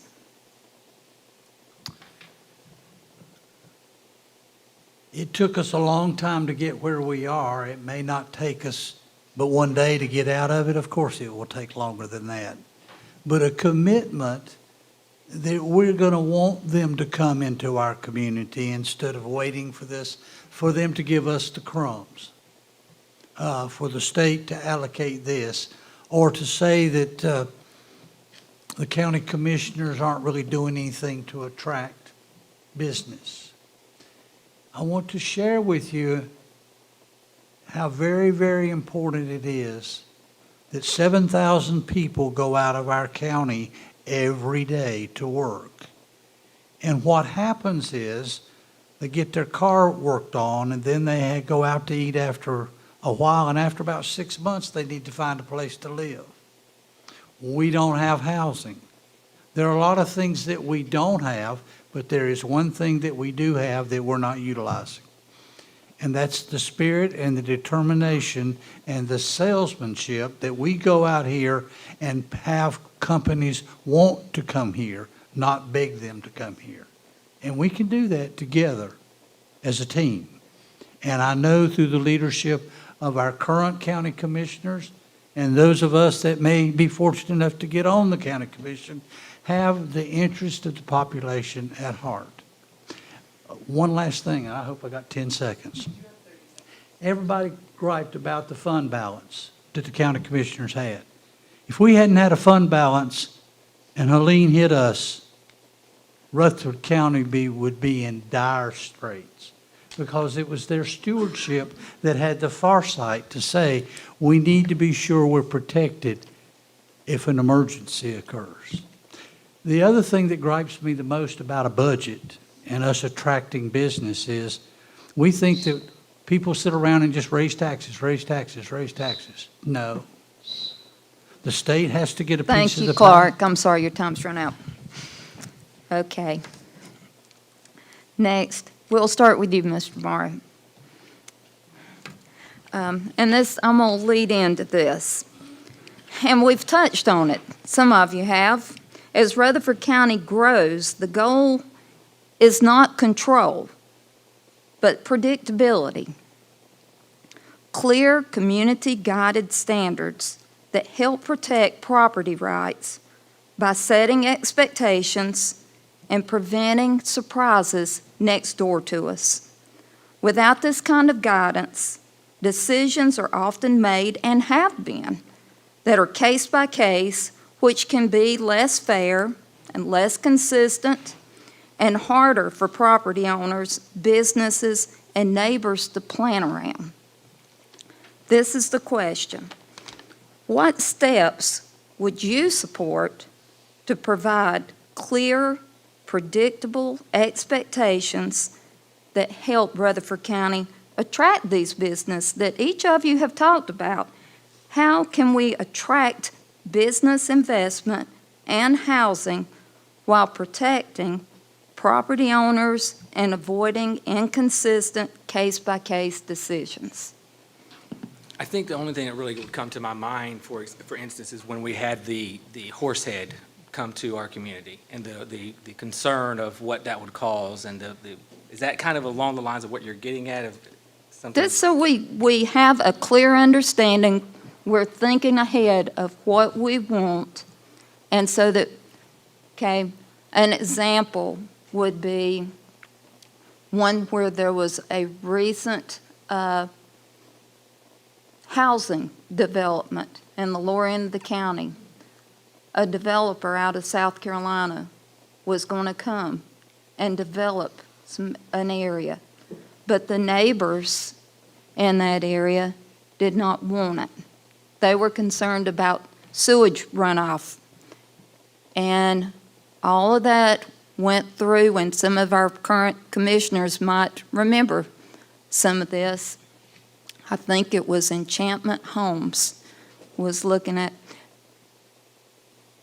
It drug out so long, it deterred that developer from doing anything here in Rutherford County. What would you do?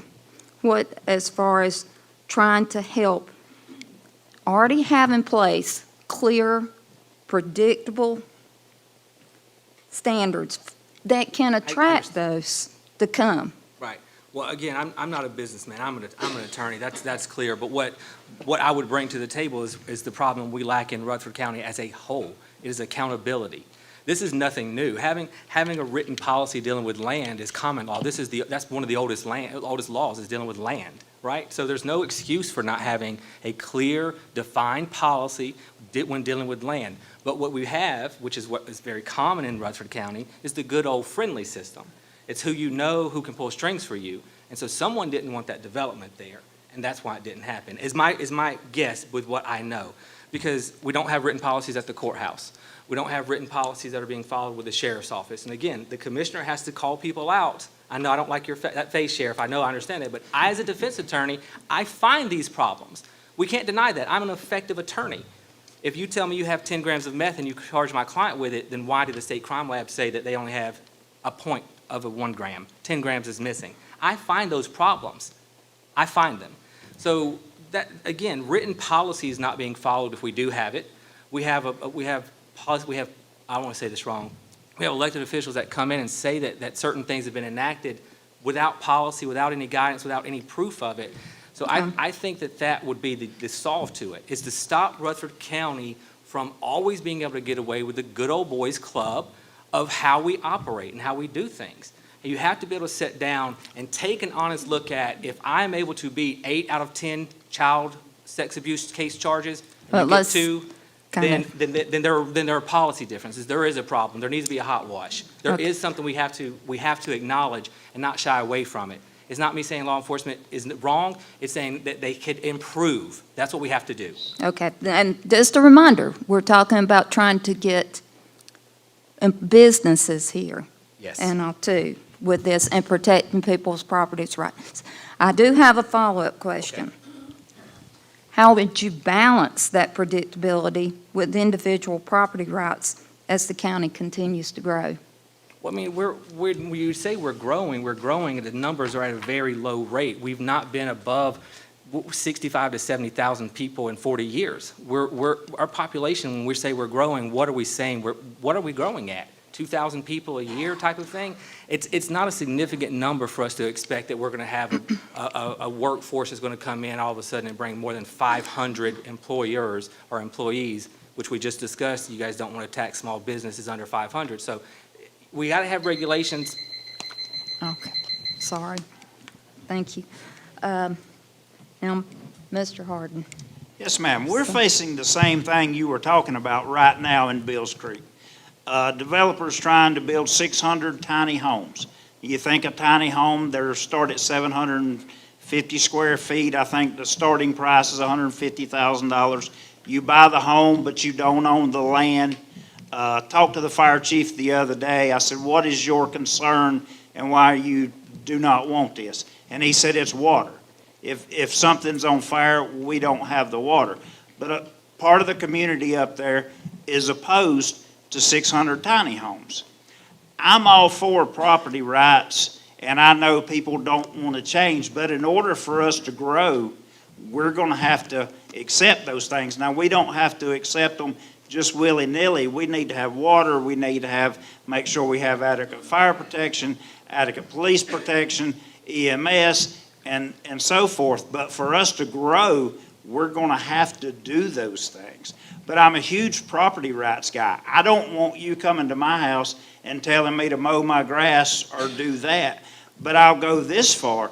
If I own my house, I don't want you telling me to mow my grass. But if I own 7 rental houses and they're falling down and some of them's burnt up and people are living in them, there needs to be a system to help clean up the county. The same thing with the mills. You're talking about attracting businesses. Right through the southern end of the county, corporations have come in and bought the mill and tore it down for the hardwood floors and the steel, and they've left a pile of rubble. That needs to be addressed. But as far as individual property rights, I'm 100% for it. And that's what I got. Okay, as the follow-up, and this is 30 seconds y'all have, how would you balance that predictability with the individual's property rights as we try to spur that growth? Everything needs to be in black and white. If it's not on paper, it didn't happen. We need rules and guidelines. Am I saying we need zoning? Absolutely not. Because like I said, I'm a huge freedom guy when it comes to property rights. But when it comes to Airbnbs, when it comes to rental properties, when it comes to commercial properties, I think we need to put a policy in place that if you leave it looking like something that's less than desirable, that, there's a method for the county to make you clean it up. Thank you. Mr. Thompson, would you like for me to repeat the question? Okay. What steps would you support to provide clear, predictable expectations that help Rutherford County to attract business investment and housing while also protecting property owners and avoiding inconsistent case-by-case decisions? Man, I love loaded questions. That's a loaded question, because either way, you're going to get, people's going to hate you for this or hate you for that. But just shoot from the heart. we in this county, I think we're already attracting businesses. I already think other business wants to come here. We're just not allowing it for some reason. It goes back to the questions earlier. I don't think, for some odd reason, I don't know why, but I don't think the county is allowing and wanting these businesses to come in here. But going back to the question as far as the property, I am big time on, I'm like Mr. Harden here, I am big time on, I own my property.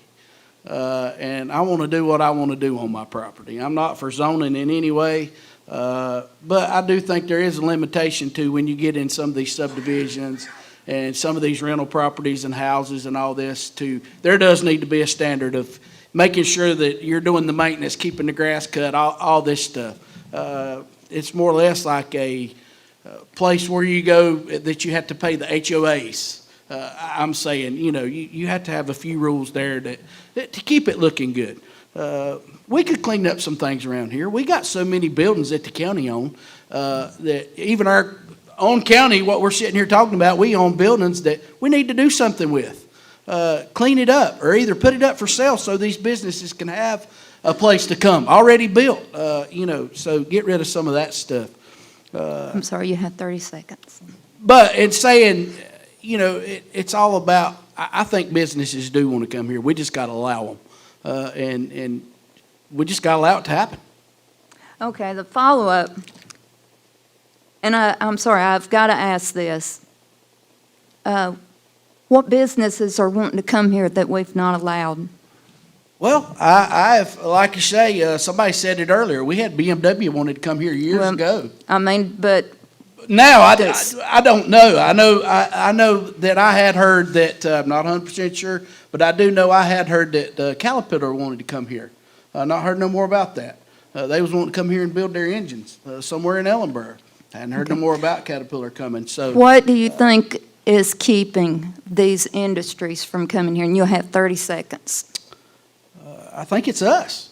I think it's the county, whoever, like somebody said, that we've got people in higher places, that they get to do what they want to do. Let's take the politics out of it, folks. Get back to common sense. I mean, you know, like I said earlier, I'm not a politician. I'm not going to claim to be one. But we just need some common sense and go out here and do the things that we need to do for the people. Okay, thank you. Mr. Poole, would you like for me to repeat the question? Yeah, I have a short memory. Okay. What steps would you support to provide clear, predictable expectations that help Rutherford County attract business investment and housing while also protecting property owners and avoiding inconsistent case-by-case decisions? In 2015, I suggested to the board at the chamber that we have zoning, and they immediately said, you'll be hung at the courthouse. And they explained what they were saying. I too believe in property rights, but I also believe in the quality of life for the citizens of Rutherford County. So immediately I would want to work diligently to devise a plan. The expansion with 221 and the 74 bypass being designated interstate is going to help us a great deal as we sell Rutherford County to prospective businesses. But I would then ask our water departments and our planning department what tracts of land along the corridors of 221 and 74 will be the least expensive for us to have water and sewer. What tracts of land do we have in existence right now that we could determine that in fact we could put it up for sale or enticement to a business? Those are the kinds of, we need a plan that is detailed. We need a plan that we can agree we need to grow. I do not believe in taking away my rights for property. But you know what? The longer I live, the more I realize that government, not county government, but government means that I'm always just going to be a renter. You know, if I don't pay taxes, guess what happens? So I am saying that we need to be proactive and not reactive. We need to quit worrying so much about problems and looking at solutions. So that's what I think. Okay, thank you. Mr. Owens, would you like for me to read that question again, or? No, I've got it. Okay. The biggest problem with a lot of these companies don't come here over these years is water. Water and power, and as Mr. Poole said, other things too, but they've got to have water or they're not coming, or you're going to have to give them a tax break. They don't have to come up here. We've got to go get them. We've got to go down there. We've got to have a plan to do that there. And but we got to have water, give them a little tax break and entice them to come. All we need is one to start off with, and then others will come. They will come, just like in the Field of Dreams, they will come. And that's what it's going to take. Going back to the tiny houses and everything, I've got mixed feelings on these houses and everything. They may be some kind of restrictions on these houses, or it can get out of control. Some kind of restrictions, but you know, at any rate, anything that comes is going to be paying taxes and help our county. The place at Edinburgh or whatever, I forgot the name of it now, that the citizens were concerned about the sewage or something. I don't know exactly how there. They should let them come. Sorry, I hate to say that, but there's going to build all these houses down there. If they meet the criteria, let them come. That's what we're needing. Is we don't want to let them come, but I'd have to read the whole accountability of it to really make a decision on that. I'm popping off. Let them come. That's because we need housing. We need it now. We don't need it 20 years from now. And so we've got to get it going quick. And that's the only answer there to get this housing going and let these people build these apartments and these different things. Back in the 60s, we never... Oh, I'm sorry. I am going to give you each 2 minutes. And we'll start with you, Mr. Harden. We'll go down the aisle for y'all to give a closing statement. I appreciate y'all allowing me to be here tonight. I appreciate all of these gentlemen. You know, out of the 60,000 plus thousand people that we have in Rutherford County, you only had 11 of us that are either brave enough or dumb enough to throw our name in the hat. So no matter what you think about the gentleman up here and the gentleman that's going to be here, you got to applaud them for trying. They care about the county, and that's why they're here. Like I said, these guys, some of them are more educated. We have different life experiences. But I've devoted my life to public service. I've sat around sometimes, and as I've talked to people in the county and listened to people in the county, and I catch myself thinking, why did they do that? Well, do they not have any common sense? We could fix this so easy. And I retired 2 years ago. I could sit on the couch and just let somebody else figure it out, or I could throw my name in the hat and I can come try to be a part of the solution. Thank you. Thank you. Mr. Thompson. Thank you for having us. Thank you, gentlemen. I know some of these people up here very personal. I know Mr. Harden here. Always been a close friend of mine, good guy.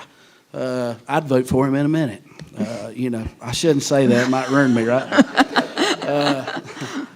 Bunch of good folks up here, but, you know, like I said earlier about myself, I want the county to become more transparent with the public. I want to see us open up. I will say this. If I get elected and get this county commissioner spot, I'll have a cell phone that will be directed to give the county. Call me anytime. Ask me questions. Tell me what you want. I think we need to be hearing more of the public and what you want. You're the taxpayers. You're the one that spend your money on the things that we do in this county. You need to have a voice. Maybe we need to open up a voting poll when we decide to do something. If it's great enough, let the county vote for it when it's big projects. Let y'all have the voice, not us. I don't work for you. I don't work for myself. These guys don't work for themselves. They work for you. So we need somebody in there that's going to represent you, the people, not just a one person and a one person idea. I don't care if you're Republican, Democrat, Independent. I don't really care. I'm up to listening to anybody and everybody. So that's where I stand. Thank you for having me. Thank you. Mr. Poole? I would like very much to be elected as one of the county commissioners on the team, because there is an immensity of opportunities for us. We just have to find a way to make them happen for you. I believe in the quality of life, not the quantity of life. It's interesting to me that our most important asset has kind of been skimmed over, and that's education. Our kids are our future. Our kids are our mayors, our county commissioners, our sheriffs. They're the ones, and so what kind of county are we building for them? So I want to be sure that if I'm elected to work as one member of the team, that I listen twice as much as I talk, that I absolutely seek first to understand and then be understood.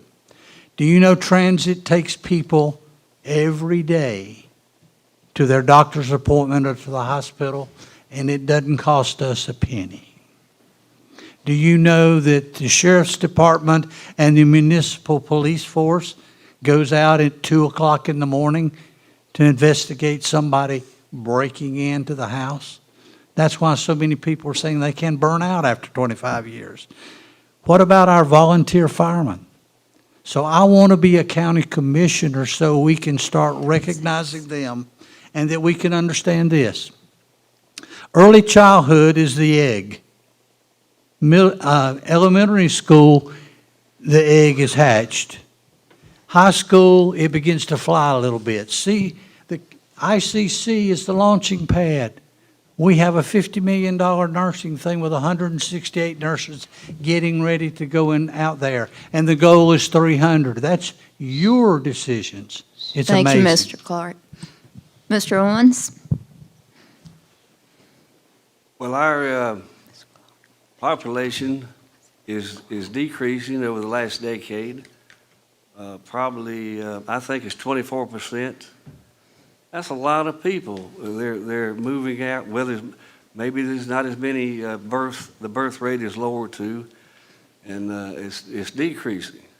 What I think, and we've got to get our population in our county increasing, and to do that we can't make it a retirement community. Sorry, I mean, you know, it's a cop out. It's a good cop out saying, oh, let's just make this a retirement community.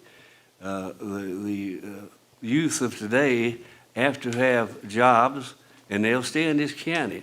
Otherwise, they will move out of this county. And I've stuck around here because I made myself a job. I, for years, you know, had a little hot dog stand, this, that, and the other. And the people know me here. I am from the roots of Rutherford County, growing up on Spindale Street. I've seen the good times, I've seen the bad times. It's not all been rosy, but right now people think that this is the way the way things are supposed to be. Sorry, this is not the way things are supposed to be. It's been going downhill for the last 20 years, and we can pick it up, but we're going to all have to work together to do it. Thank you. And Mr. Morrow, we'll allow you your closing statement. The bottom line, I think, is the best way is you're either going to love me or you're going to hate me. But I'm going to go and I'm going to get you answers that I think that you need as citizens. With all due respect to law enforcement, when I have to, as a criminal defense attorney, take my practice out of county because I'm tired of setting free criminals onto the street, I'm tired of going into court and winning cases and they're walking out because I do catch problems. I do catch issues. And instead of sitting down and us being accountable as citizens and being adults and say, well, what happened? What happened in that case? Military experience, when you lose a court martial, you win a court martial, it doesn't matter. You're going to have a hot wash. You're going to talk about it. You're going to figure out what went wrong. And I think that's what needs to happen. We need to have somebody that is willing to sit down and say to someone, if you think you're going to spend the taxpayer dollars on something, what are you going to spend it on? How can I ensure that what you're spending it on is going to be what you do with that money? What accountability are we going to have for you? It goes back to policies about land. There should be no debates and disputes that shouldn't be settled easily in this day and age. We have too many other issues to focus on. We have to keep your taxes low in one hand and figure out how to provide all these services to the new drug addicts and homeless people that are in our streets and the criminal justice system that is bottlenecked and backlogged. So you're going to get a defense attorney with years of experience working as a public servant, a military prosecutor. I was a prosecutor in Chicago. I devote my practice now to the very people that we're in this room talking about, to the individuals that are unfortunate enough to be addicted to a substance. And when you have those individuals, you need someone that can identify from start to finish what the problem is and where the bottleneck is. Because I start from when they are arrested and I end when they are either at the morgue or in jail. And that's unfortunate, but that is what I do with my practice. And I'm retired from the military. So I've been retired for 4 years, and this is what I choose to do. I do work for court-appointed cases because those are the people who need help. And now I'm here begging for your vote so I can help you as your commissioner and keep your taxes low while providing services. Thank you. And I'd like to thank all of the candidates that participated in this. And once again, this is our candidates for District 1. And we thank each of you for being here, and we'll go to a commercial break, allow them to be seated, and we will ask next, we will have a combined of our District 4 and District 5 candidates.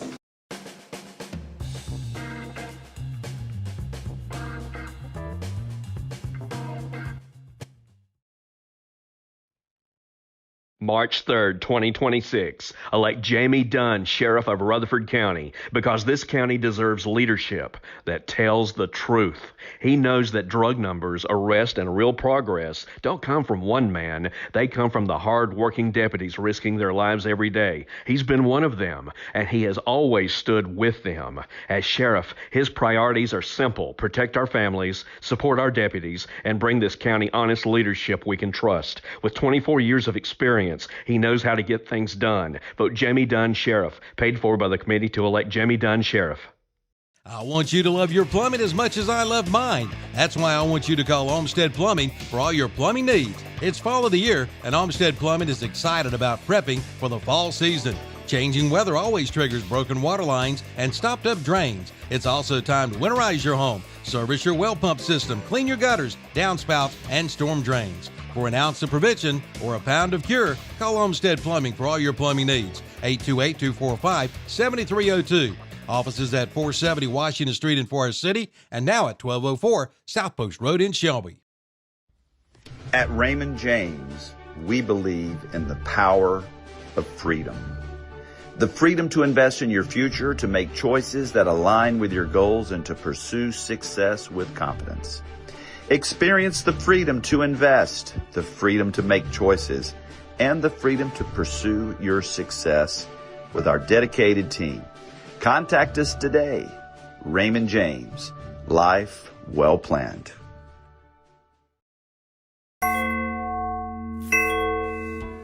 I'm District Attorney Ted Bell, and I'm asking for your vote for re-election in the Republican primary.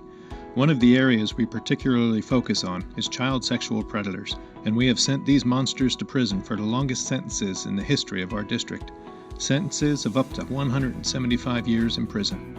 As District Attorney, I do everything I can to fight crime and protect our children.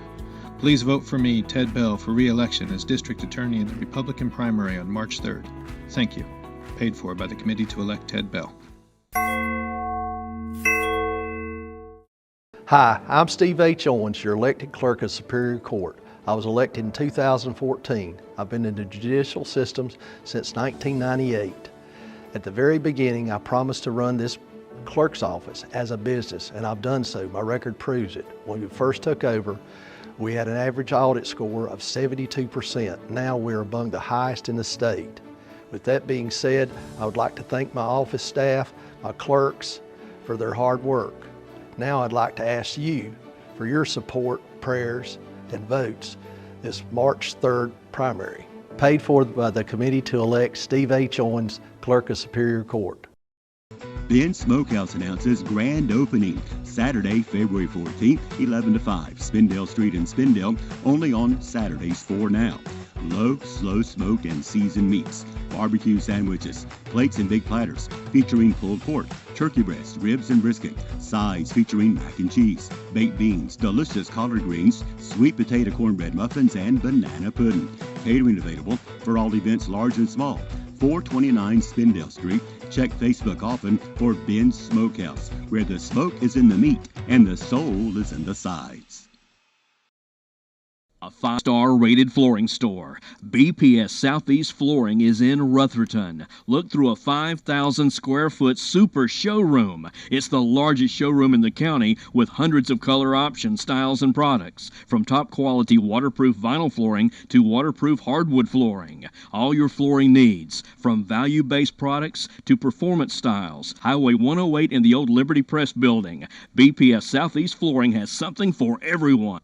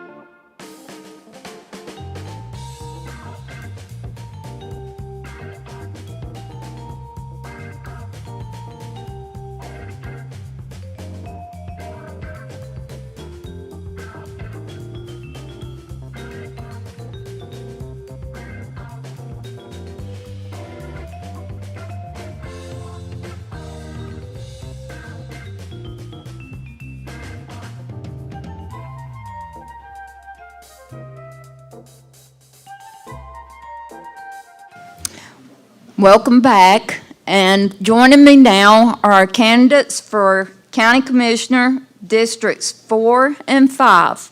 And I'm going to allow each of the candidates to go down the line and to introduce themselves and share with us what seat you're running for, your district, and what your qualifications are. You have 2 minutes each. Yes. Good evening. My name is Adam Yelton. I'm a lifelong resident of Rutherford County. I grew up on Highway 64 in the Cane Creek community. I currently live in Ellenboro where my wife and I built our house. I've got 2 kids that both attend public schools. My daughter's in high school at East Rutherford High. My son's at East Middle. My wife is an educator at Ellenboro Elementary School. She has taught in this county for 18 years. I went to RS Central High School, graduated from Western Carolina University with a bachelor's degree in construction management, and I currently work for Rutherford Electric, where I've been for about 12 years now. The main reason I wanted to run, my kids and my wife are my life, basically, and I feel like this county deserves someone with a logical, common sense approach who has integrity and loves their community, and I feel like that's what I bring to the table. I want my kids to have a well-paying job to be able to live here. Again, jobs are one of the biggest things that we lack, and I feel like that's what we need to focus on. And so my family is the reason I'm running. Your families, the kids in this community. Thank you. Next, and you have 2 minutes. Good afternoon, everyone. My name is Jason Toney, candidate for District 4 Commissioner. I'm a resident of the county, married to my wife. This year makes 28 years. We have a son here that's attended our public schools as well. He currently is part of what I'm here for. So with the kids in this county, some of my background is throughout the schools. I've worked on the advisory board. I was a mentor throughout. I'm a business owner of multiple businesses in the county. One of them is I am in construction, real estate, buying and selling properties, flipping houses. Throughout my time, everybody's asked me, what is it that I'm running for? And back in 2022, I still say the same thing. I want to bring opportunities to our county. Opportunities for jobs, businesses. We can bring all the people in that you want. The people don't bring us the money. It's the jobs that helps with taxes. So we'll be touching base on a lot of things of how we can probably help improve our taxes as far as being able to cut. And if you will, this is just about you and your qualifications. I want to make sure you get the most with your 2 minutes. You have 30 seconds if you want to tell anything. Okay. Next, 2 minutes. And let's just keep it, this is just about what position you're running for, your district, and your qualifications. Okay. My name is Scott Haynes. I'm running for District 5. A little about myself. Grew up in Rutherford County. Lived here all my life. Got a little bit of military background. I got police background. Was in the military, Army Reserves for 23 years and recently retired. Law enforcement. I worked in law enforcement around 15 years. Worked in Lake Lure and then the Far City Police Department. And then I'm a business owner now. I've been running it about 10 years. It's a family business. Qualifications, my family's always been community people. My dad was big in the community. My grandfather was a principal in Gilkey. So Rutherford County's always been something my family's represented and tried to take care of. So that's where I come in and try to do my part, is try to be a commissioner and be heard. I got a couple ideas for Rutherford County. I think we can grow, work with all the departments of Rutherford County, and I think we're going to do something great if we can get some good commissioners up there. My business, like I said, 10 years in Green Hill. We've really grown it. The 10 years I've been running it, we've added a tow service, U-Hauls and stuff like that. And that's something I'm constantly doing my own little research about the community and people coming and going when they wreck and they're out of state. What brought them here? Why was they here? U-Hauls, why are they moving here? Why are they leaving? I'm always asking questions, trying to figure out how we're going to do this, what people are coming and going for. And like I said, the community is always in my mind and how we can grow. And like I said, I do have ideas and hopefully have the opportunity to be heard as a commissioner. Thank you. And next? Hey, good evening, everybody, and thank you for coming and hanging out with us a little bit tonight. My name is Chris St. Clair. I'm a candidate for County Commissioner in District 5, and I was born and raised here in Rutherford County. Rutherford County is certainly home to me. Went to RS Central High School and then to Western Carolina University, where I earned a degree in healthcare management. From there, spent the next 20 years or so working in emergency services with EMS as a paramedic and as an EMS educator for our local community college system. Later served as program director for the North Carolina office of EMS at the local community college level. Did that for, again, just a little over 20 years and then transitioned into real estate. I opened my own real estate brokerage back in 2022, and we've been steadily growing that ever since. But the reason that I'm here tonight has very little to do with that and everything to do with the 4 children that we're raising currently in Rutherford County.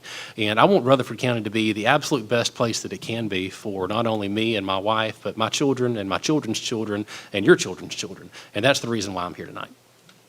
Thank you. Yes, you can go next. Howdy, everybody. My name is Phil Burney, and I'm running for Rutherford County Commissioner, District 5. A little bit about myself. I was raised in Polk County, and I went to school there, actually attended middle school at Lake Lure Classical Academy, graduated from Polk County High School in 2018, and I went to college at NC State. Go Wolfpack. And I loved it so much here that I moved back. I bought a house, and I started putting down roots here. And I realized that there's not a lot of opportunities here. There's few opportunities for jobs, few opportunities for entertainment, and I want to bring all these nice things to Rutherford County.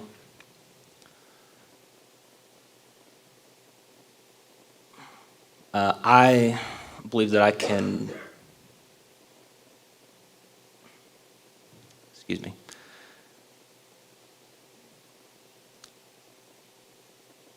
I believe that I can make a difference. Part of my job, I got a degree in computer science, and I believe that there are a lot of problems in front of us and that we need to collaborate with members of the community and members in public service to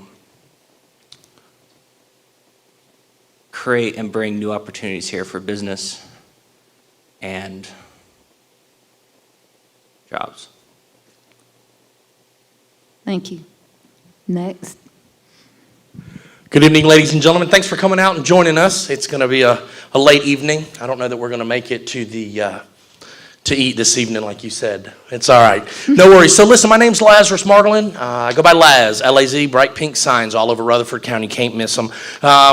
Qualifications. I've been here since I was 11. My mom brought me here. We were running from an abusive family. We ended up here. Jobs were here. Mills, schools, printing presses, they had them. They were all over the place. Jobs. They're not here anymore. Graduated high school, left because came back home because there really is no place like home. No pun on any movie, but it's a true story. There's no place like home. I've been here ever since. I have 2 children that are fixing to graduate high school. I believe that I'm qualified because I'm a small business owner. I've owned a number of businesses here in Rutherford County and in Cleveland County as well. And I know that this job is a business job. It's not a joyful job. It's not a pleasant job. This is a job that has to do with money. And a business individual needs to know what to do with that money when it comes in and where it goes out, where it goes. I am part of 2 volunteer boards. I am part of the Rutherford County Soccer Association, which deals with over 650 kids, which puts you at about 1,200 parents, not including grandparents. So I'm out in the community all the time and hearing what people have to say, what they talk about. 30 and seconds. I'm also part of the Habitat for Humanity, which also is working on affordable housing for this area, as they were talking earlier. So thank you for the opportunity to be here tonight. I look forward to speaking with all of y'all. Thank you. Okay, now we're going to do a rapid fire type questions. And you'll be asked some of the same questions as the previous, but I am going to mix it up some. And we will start with Mr. Tony. As addressed earlier, and in our previous forum, we talked about substance abuse being one of the most frequently raised concerns among our residents, and those in leadership have addressed it. As a county commissioner, how do you see the county's role in addressing substance abuse in Rutherford County? On the substance abuse, it starts with the person. First of all, we gotta take and get the drugs off the street. Sheriff's done a good job on it. We've got to get them help and support, but the main thing is most of them's got to want to have the help themselves. Okay. Mr. Haynes, would you like for me to repeat that, or? Yes, if you will. Okay. So substance abuse is one of the most frequently raised concerns. And as a county commissioner, how do you see the county's role in addressing substance abuse here in Rutherford County? I believe it's everybody's job to recognize that substance abuse is a problem here, and I think we have. The community has spoken and said that rehab facilities is what we want. I've done a little research myself. Being the business owner, I let people come in and raise money in the area, to try to support things that their interests, like Girl Scouts. And we have a rehab facility that comes there once a month, maybe. I've talked to them. I mean, this is self-sustained, self-funded. They come out and raise money. They're structured like the military. I mean, I really like their idea of how they work. And I've pitched this idea already to see what we can do and see what we can get them to our community. They're looking for a female rehab facility now, but I mean, that's what you got to think about. When you look for rehab facilities, you don't need one rehab facility just for everybody. There's got to be a male rehab facility and a female rehab facility. So being a commissioner, yeah, it's part of it. Your voice is a little bit louder to get something like that in the community, and that's what we need. And that's one reason that something I can do. I'm resourceful. I reach out and try to find those things that the community is wanting. Like I said, I've already talked to them, pitching the idea to them to come to Rutherford County, and what would it take? Those guys, they're awesome. They come there. 30 seconds. I talk to them, listen to their testimonies. I mean, they're part of the system, and they go out and raise money, and they bring the next drug addict in, and they live there, and they train them. They're not really trained, but they work with them to do better, and then it's a step process. So, like I said, as a commissioner, I think there's a responsibility there, but it's everyone's responsibility to really do the research and bring it to the community. Thank you. Mr. St. Clair, as a county commissioner, how do you see the county's role in addressing substance abuse here in Rutherford County? As a county commissioner, I think it's really our role to lean into the folks who are already in the positions that know what they're doing and make sure that we're supporting them in every way that we possibly can.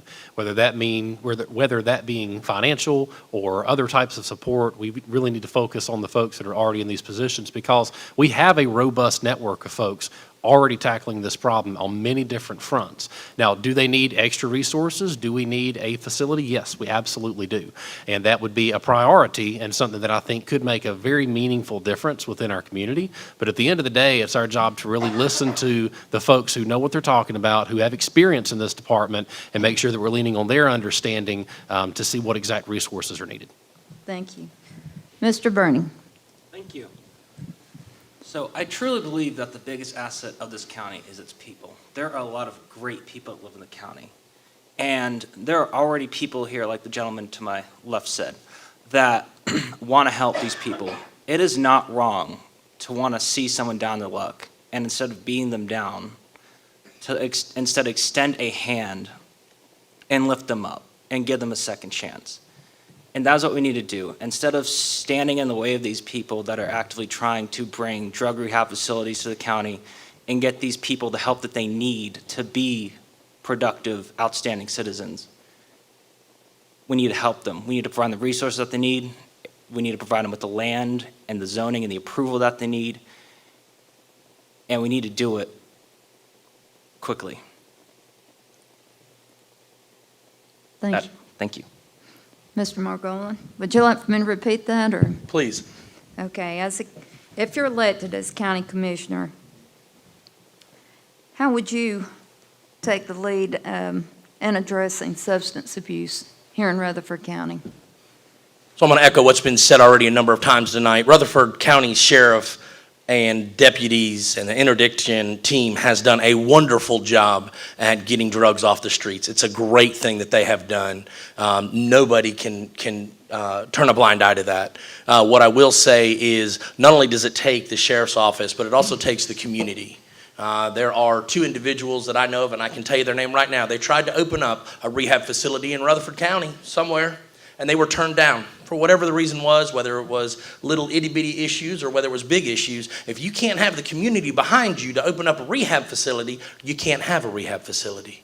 So a lot of these facilities that are rehab facilities, I'm a nurse, by the way, so I've dealt with a lot of the psych individuals that have come into Rutherford ER for a number of years, myself actually, and Chris as well. We work together, same thing. We've seen a lot of it.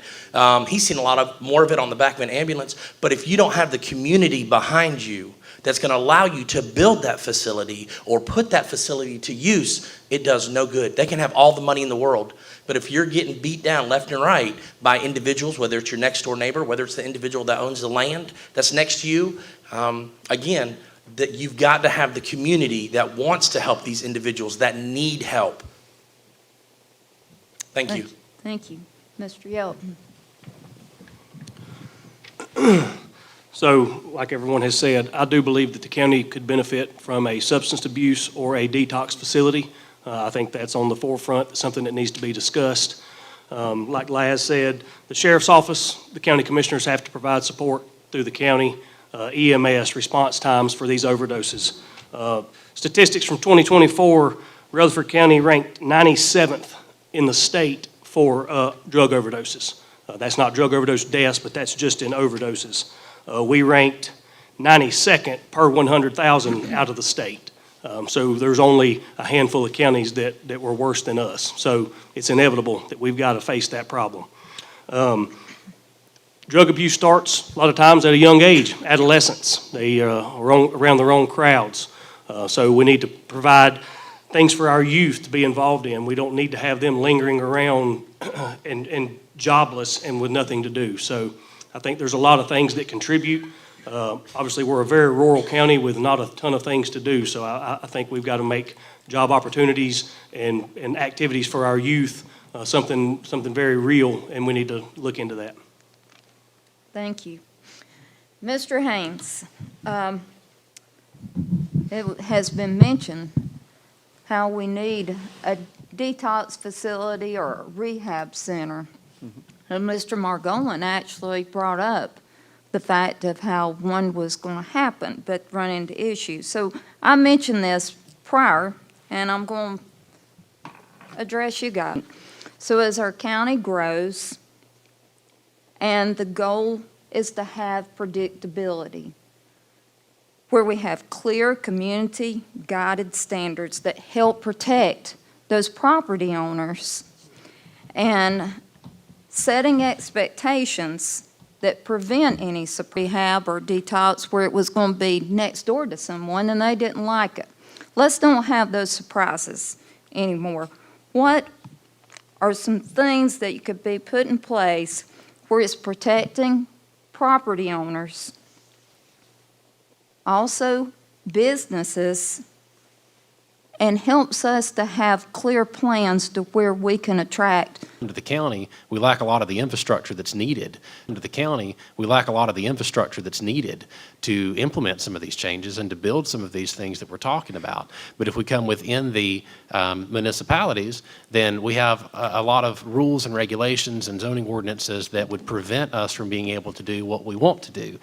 So a facility like we're talking about with the rehab facility, don't know how big of a rehab facility we're talking about, but typically those types of things are going to need sewer, they're going to need water, they're going to need infrastructure that may or may not exist outside of those municipalities. So it's something that we may want to just sit down and have a good long talk with our municipalities and figure out how we can both support each other and coming to a common agreement of where something like that should be located.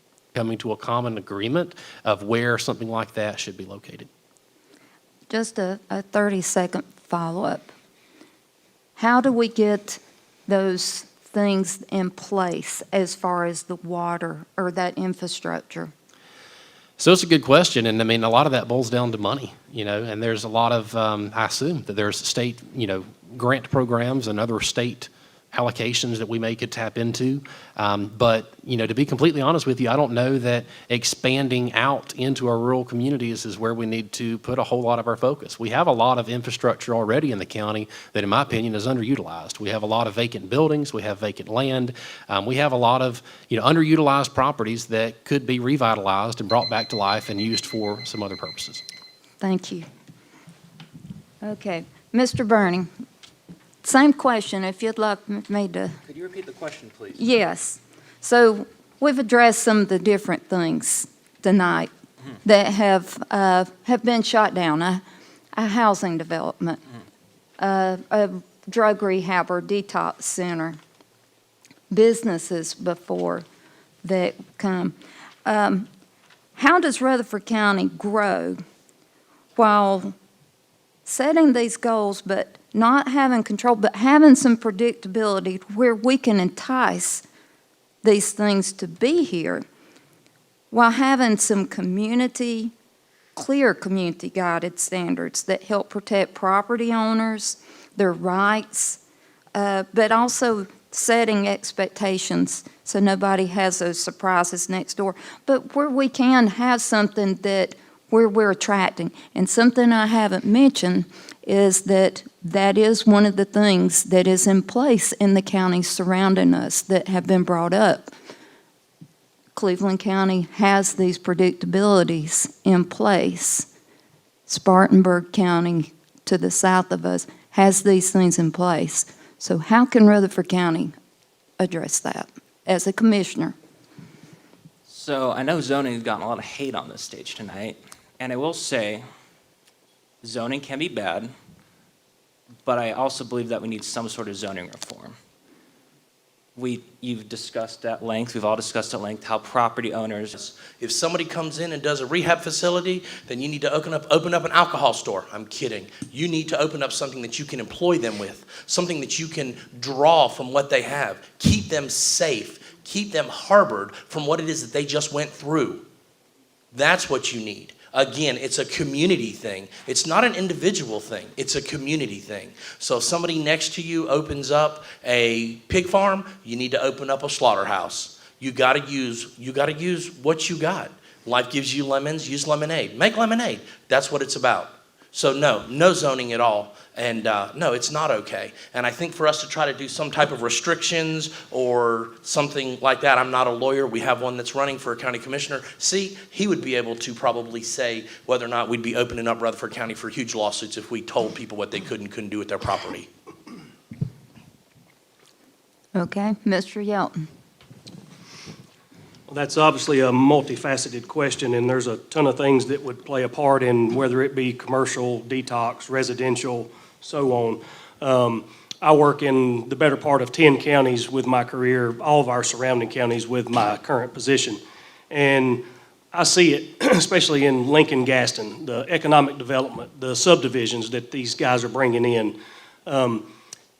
Zoning is out. I'm not a fan of zoning. If you are a lot of people that live in Charlotte who grew up in small neighborhoods, they love a gated HOA community. If a land developer wants to purchase a piece of land and develop it, create half-acre lots, they choose the right. They can put covenants and restrictions in that HOA. That doesn't reflect you as a citizen. That's only if you buy that land and you go into it knowing what's on that property. So that's your prerogative if you want to live in a style of neighborhood like that.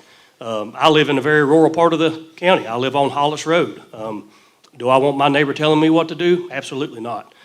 There was a developer bought property behind me lotted it up. Do I agree with the way he done it? Absolutely not. It's not my land. I didn't buy it. So, but I believe to get commercial infrastructure here, obviously economic development plays the key role in that. We've got to provide city water, city sewer. There's got to be land developable, and we've got to attract them here. Obviously, the bypass, the new 64, the roundabouts that they're putting in, there's things that are going to benefit the county. We just have to make sure that they've got the desirable locations to build. Thank you. Mr. Tony. Could you repeat the question? Sure, yeah. So as our county grows and as we want it to grow and have more economic growth, we need some clear community-guided standards that help protect property rights by setting expectations and preventing surprises next door to us.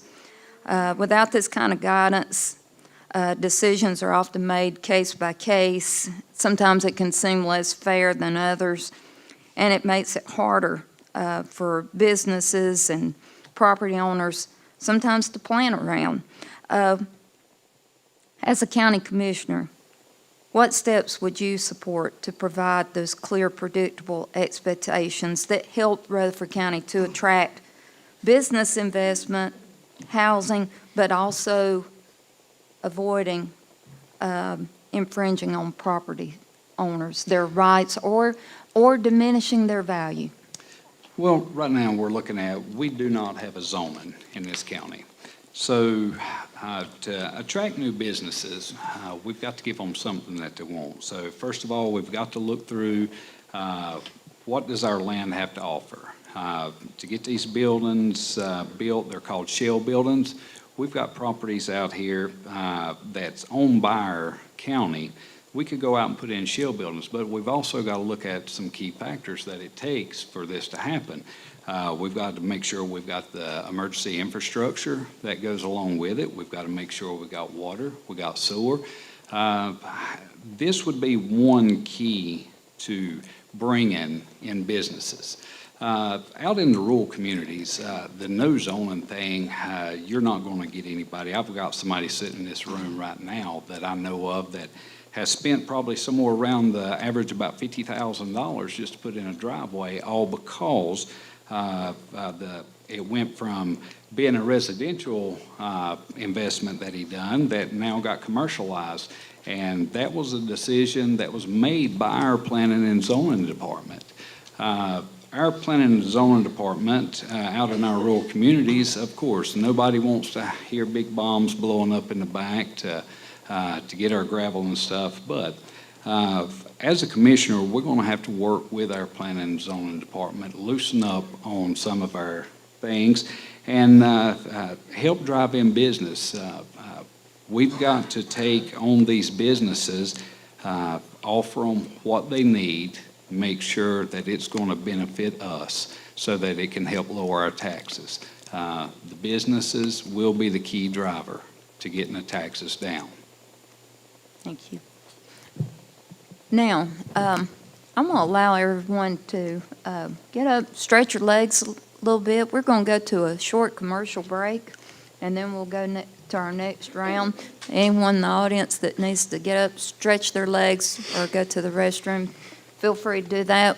We'll have 3 minutes, and then we'll go with our next round of questions.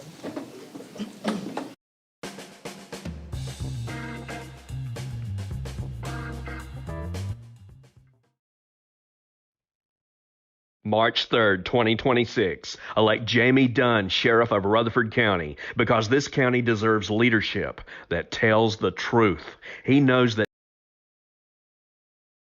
I want you to love your plumbing as much as I love mine. That's why I want you to call Olmsted Plumbing for all your plumbing needs. It's fall of the year, and Olmsted Plumbing is excited about prepping for the fall season. Changing weather always triggers broken water lines and stopped up drains. It's also time to winterize your home, service your well pump system, clean your gutters, downspouts, and storm drains. For an ounce of prevention or a pound of cure, call Olmsted Plumbing for all your plumbing needs. 828-245-7302. Offices at 470 Washington Street in Forest City and now at 1204 South Post Road in Shelby. At Raymond James, we believe in the power of freedom. The freedom to invest in your future, to make choices that align with your goals, and to pursue success with confidence. Experience the freedom to invest, the freedom to make choices, and the freedom to invest, the freedom to make choices, and the freedom to pursue your success with our dedicated team. Contact us today. Raymond James, life well planned.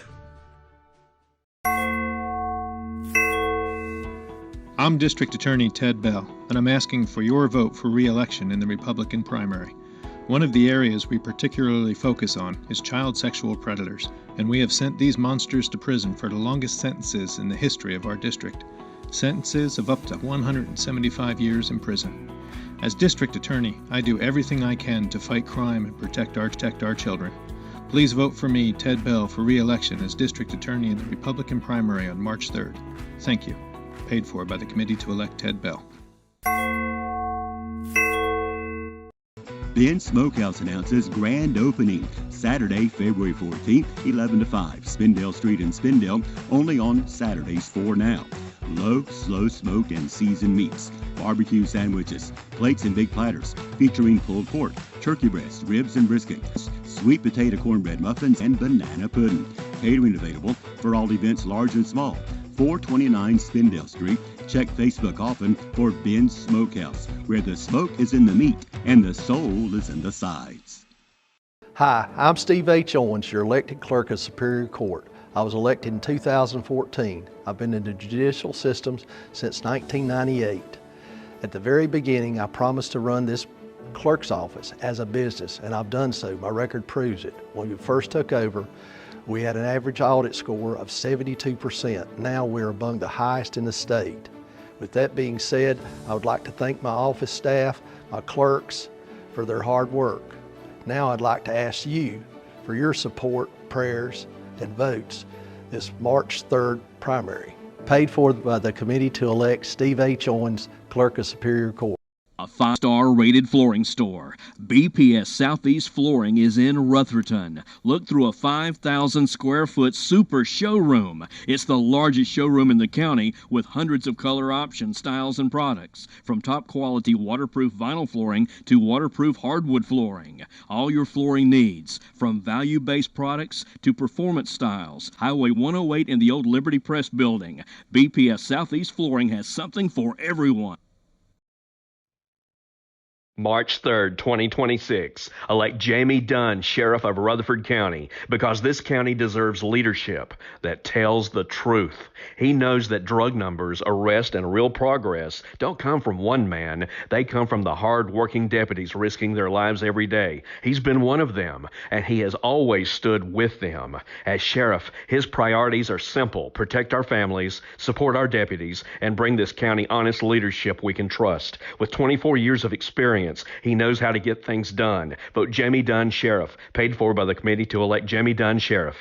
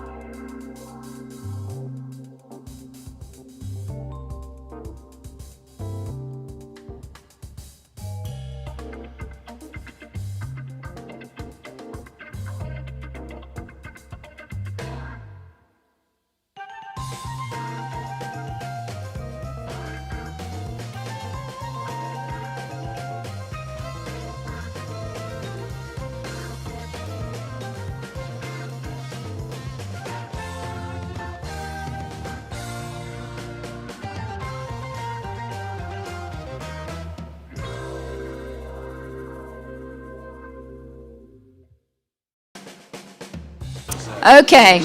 Now, we'll go through our next couple of questions and closing statements. So if everyone would please have a seat.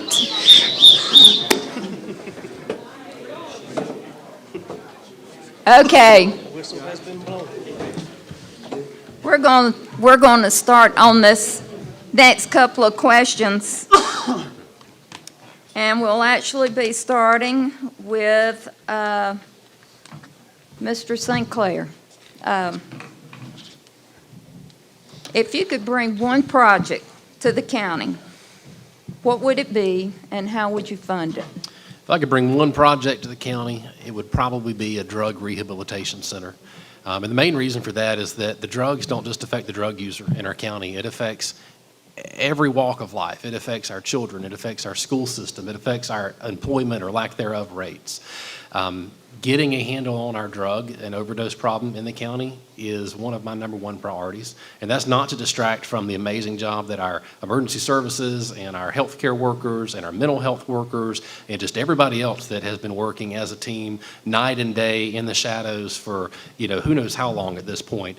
We have made tremendous strides in this department, but a mental health and drug rehabilitation center is absolutely needed in Rutherford County, and that would be one of my priorities if I was to choose just one. And as far as funding goes, I feel like there's a lot of different potential options for that. Public-private partnerships are a great way to start that. State grants. There's other state funding. There's federal funds available, maybe even private investors for something like this. There's a lot of opportunity out there. But the main thing is to have discussions, talk to people, because you don't know what you don't know. And the more people you can talk to, the more you can learn, the better off we're all going to be. Thank you.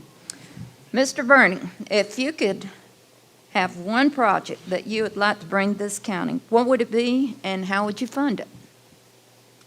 That's a good question. And there are a lot of worthy contenders. I think I would want to bring something, an entertainment facility of some sort. There's a lot of people that live here, and on the weekends, there's nowhere to go. You have a movie theater, they're closing down the bowling alley. Anytime I want to go somewhere for the weekend, I got to go out of town, got to go to Asheville. If I want to go mountain biking, I got to go to Asheville. There's just not a lot to do here. And there's not a lot for kids to do here either, when the biggest thing in the county is the Walmart parking lot because kids go to skate there. That's a problem. And as to pay for it, I would look to either raise sales tax by a small percentage, something that would minimally impact things like grocery bills and all that, or raise the occupancy tax on our hotel rooms. This entertainment facility could also be something that attracts tourists who need to stay in a hotel, and the occupancy tax could help pay for that. Thank you. And I would be amiss because our TDA director is here, and I would like to say that kids don't have to skateboard over at Walmart because we have a really nice facility that just opened up here in Spindale, the pump track and the skate park. That is great. Can I follow up? Sure. 30 seconds. So I am aware of that. I also believe that we need more than that. Not every kid likes to skate. Not every kid has a mountain bike. Yeah. But and it's a very nice facility. Just to let you know that Rutherford County has been featured as one of the leading outdoor communities in western North Carolina because of our trails. We'll talk afterwards. We'll introduce you to some of those great trails for your mountain bike. Okay, Mr. Margolin. Can you read the question again? I apologize. Yes, if you could bring one project to the county, what would it be and how would it be funded? Yeah, give her a second. She'll reset that so you have your full 2 minutes.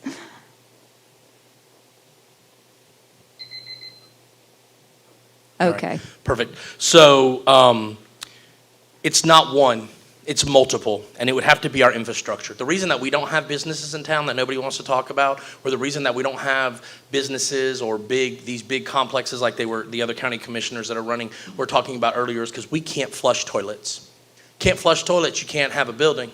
Nobody's going to go in here and put up a $1 million building and have to put a $5 million septic tank in because of how many times you have to flush a toilet to keep the building And there's a lot of people that don't understand that. I believe that the individuals that are working with the county commissioners currently that are bringing in businesses are doing a great job, but unfortunately they're tapping out our local Forest City, they're tapping out Rutherford, and they're tapping out Spindale.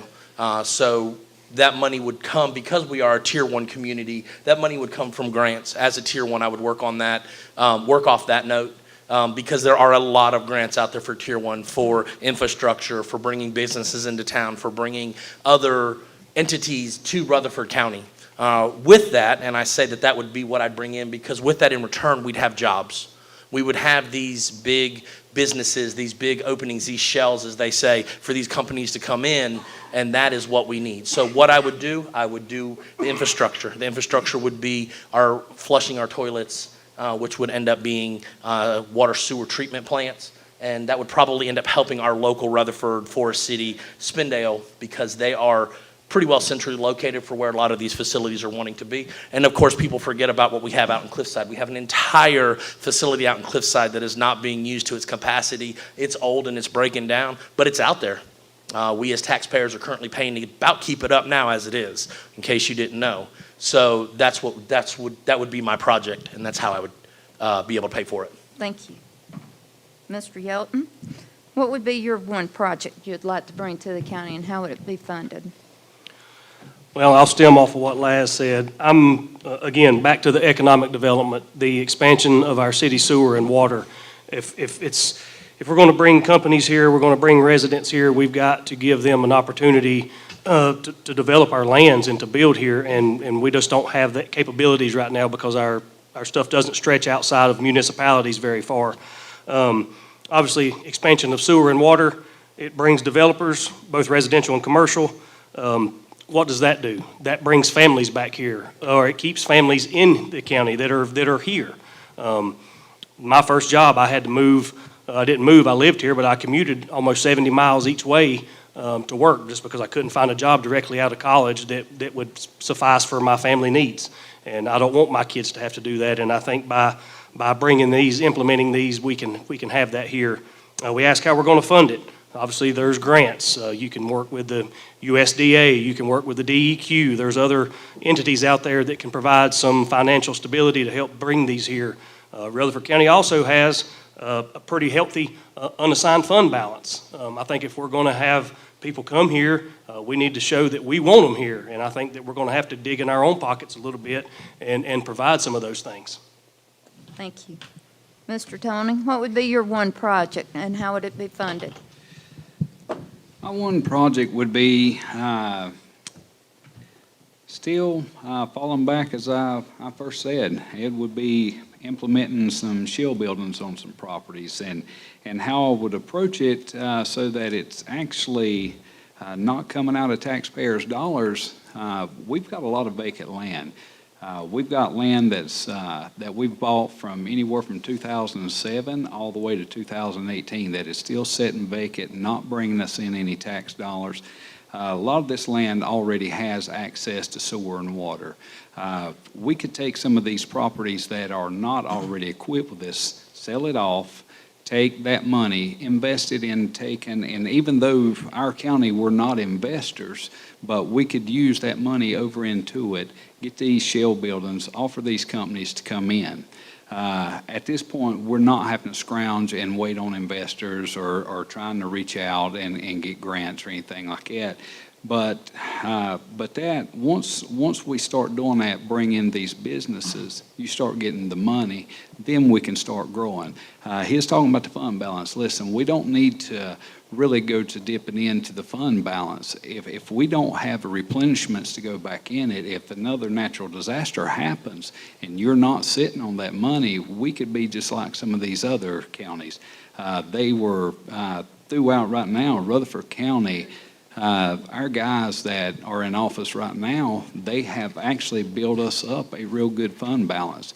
And due to that, that actually has kept our head above water throughout a lot of things.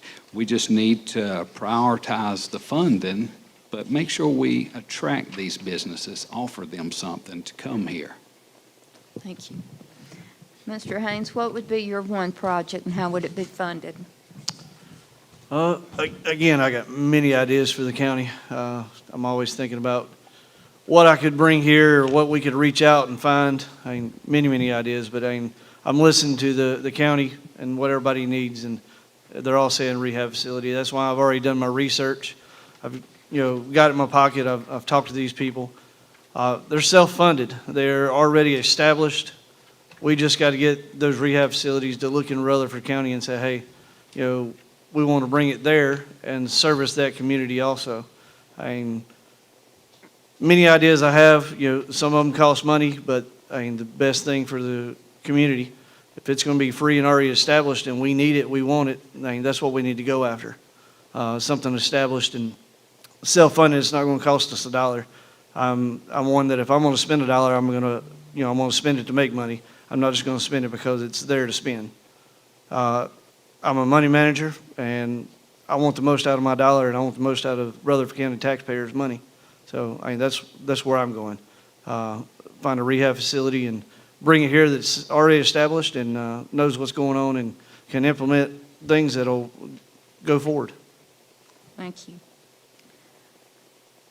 Now, the next question, I'm just going to lead into it. So we talk about economic development and the need for more jobs, and we know that we see things going in around us, and we touched on the issue of how for the most part nobody wants zoning, but we know that infrastructure is important. But the other layer to it is oftentimes when they are looking at Rutherford County, they don't see the workforce training that's there in place. And that is an issue as well as with housing. Housing for those employees. So as a county commissioner, how would you address those two issues? And I'll start with you, Mr. Burney. All right, question. So, housing is a big problem in this county, and I think it is a key to unlocking a lot of these other problems. Why won't people move here? There's not a house. Why won't companies come here? Because people won't move here because they can't find a house. So, I believe we need to make it easier, not harder, for developers to come in and actually start putting shovels in the ground and starting to build these buildings, and that will attract the talent that will then be working at these manufacturing facilities or providing the goods and services that we need here. The other part of it, too, is that we have a great resource just down the road, ICC. I'm sure we can, with the right people, we can put in new curricula, get new staff, and start training these people for these jobs that these companies desperately need filled. Thank you. Thank you. Mr. Margolin? Do you need me to repeat that or? Paraphrase it for me, please. Okay. So, as a member of the Foothills Workforce Board, something that I often hear at our quarterly meetings are, especially with trying to attract more manufacturing jobs here in North Carolina. North Carolina was recognized as the #1 state for business, but somehow Rutherford County, we've missed out on it. And what we hear is when you look at our stats, we do not have the housing available and the training that is available, either the education level or the certifications that are in place. As a county commissioner, how would you help to address those two issues?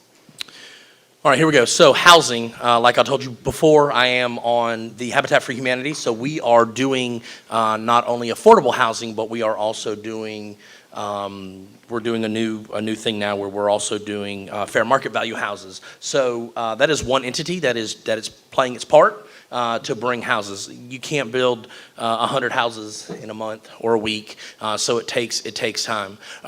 You've got to have the individuals that are going to fill those houses. I know we have a couple of apartments that are part of Habitat that we're not able to fill because people don't have the money to pay for those apartments because it's just so astronomically expensive to move or to live in an apartment. You're talking about a 1-bedroom, 2-bedroom apartments, $800-900. That's insane. It's insane. You can't change that, though, because the individual can't build it for any less than that. So I am not totally against these individuals coming into these areas and doing these mini homes, whether it's people to buy or people to use. However, I will say cars work both ways. We drive down to the BMW plant because they pay.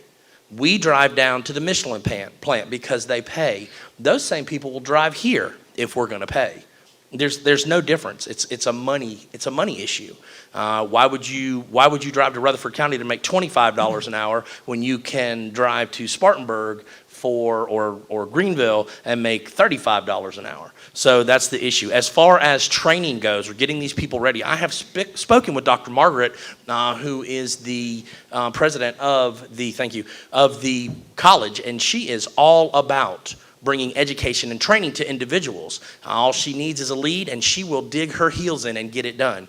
It's pretty apparent with the last couple buildings that they've worked on, some of the stuff that they've done with their infrastructure and what they have going on. And they led that when Facebook came by taking computer programming to a whole new level in their science and computer department. Thank you.